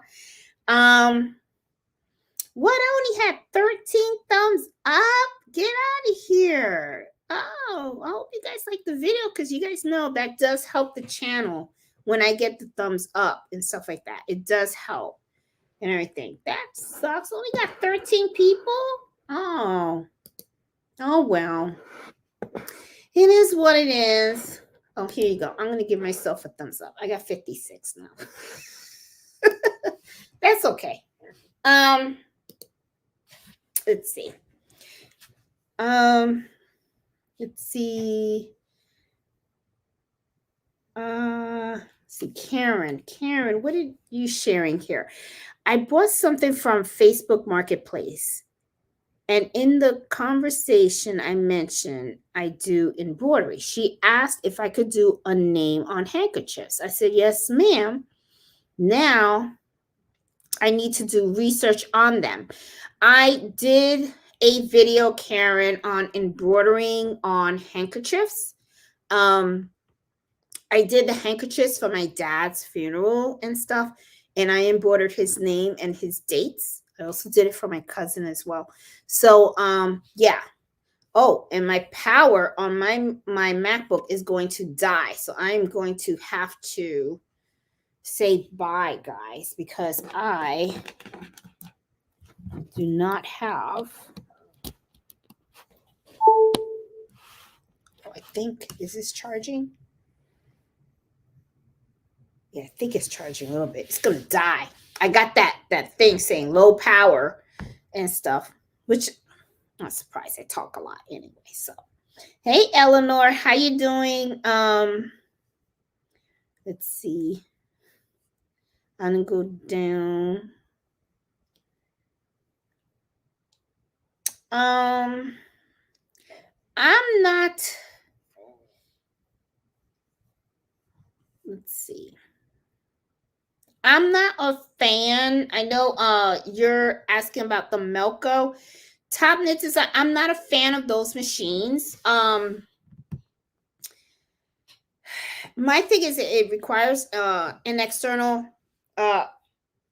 you know, laptop, and also I think the support. When I did the research on that machine, I didn't think it was worth it. And I don't know. It wasn't for me. Let's just say that, okay? Because I know some people have them, some people like them. I've heard some people like them. I heard some people don't like them. I don't want to say a good or bad thing about it.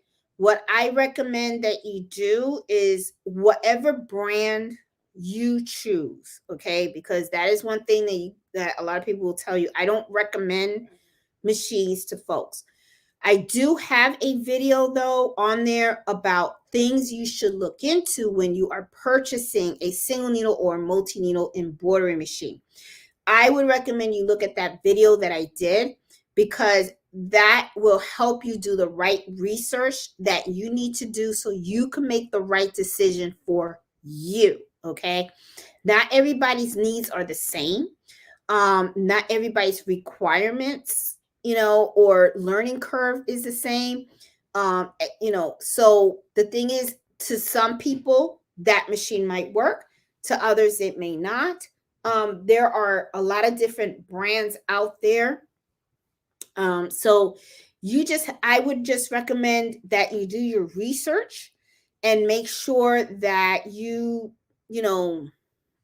pick whatever it is that is right for you. That's the best I can do. You're not going to get me to say what to buy. That is for sure. I am going to do that. I have friends that have the Racoma. I even have a friend that does have a Melco. I have friends that have Happy, Brandon, Brothers, SWK, Tashima, they, JSK. I know people that own all types of different embroidery machines, but my whole thing is I focus on what my needs are, and what I think is going to work for me. All right. And like I said, I have four that I'm really looking at, which is for me. Okay. Because I'm not saying that you guys should be looking at these machines. I'm saying for my needs, I'm looking at JSK, Tashima, the Tashima machine, uh, the Brandon, and the Happy. I'm looking at those four. Which one I will end up with, I don't know. I'm not in a rush because we're talking about a machine that is 25 grand. Okay, all four of those fall in that category. Okay, they are not the ones that I have right now. These are about 15,000 pop. They're much more expensive, but those are the true industrial machines. Those are the big boys. Okay. That's what I'm looking for. I would like to own at least one big boy. And those are they're like 25 grand and up. Those are the steel. That's the one that probably will outlive you. You'll probably be gone and that thing still be embroidered. So, to me, it's like that's the next step for me. So yeah. But but you'll figure it out and you'll know what's right for you when your time comes, when you make your decision. What are the best blanks? There are a lot of places that you can get blanks from. Okay. I also did a video on the channel about buying blanks. Depending on the blank that I need, I sometimes do buy them in bulk and I get them from overseas.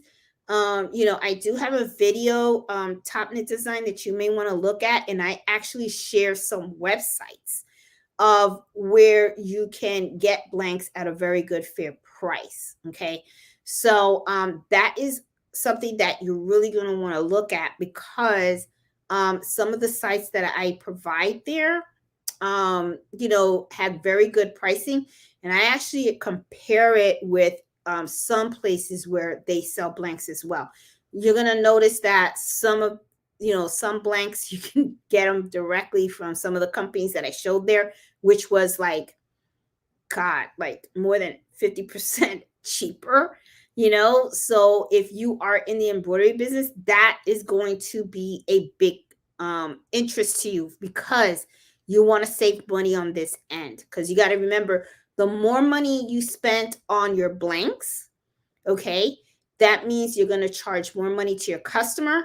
But the less money, if you can get good quality blanks, and sometimes it's not even good quality blanks, it's the same blanks, okay, that you're paying double for. If you can go straight to the manufacturer and buy it from there, your savings would be so much greater. And that way you can profit a lot more when you sell your items. So you're definitely going to want to check that video out, because you want to be able to see those links and stuff like that. So that will really definitely help you.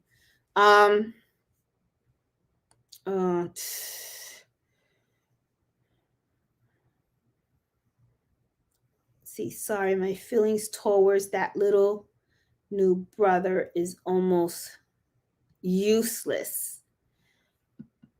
Oh, I know what you're talking about. Okay, you're talking about that brother machine that they made that looked like a coffee mug. Yeah, that I was like, I don't even know why they made that machine.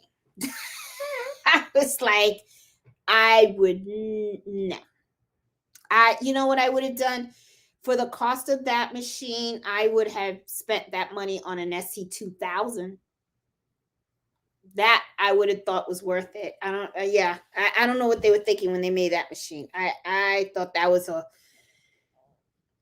waste. That was a waste.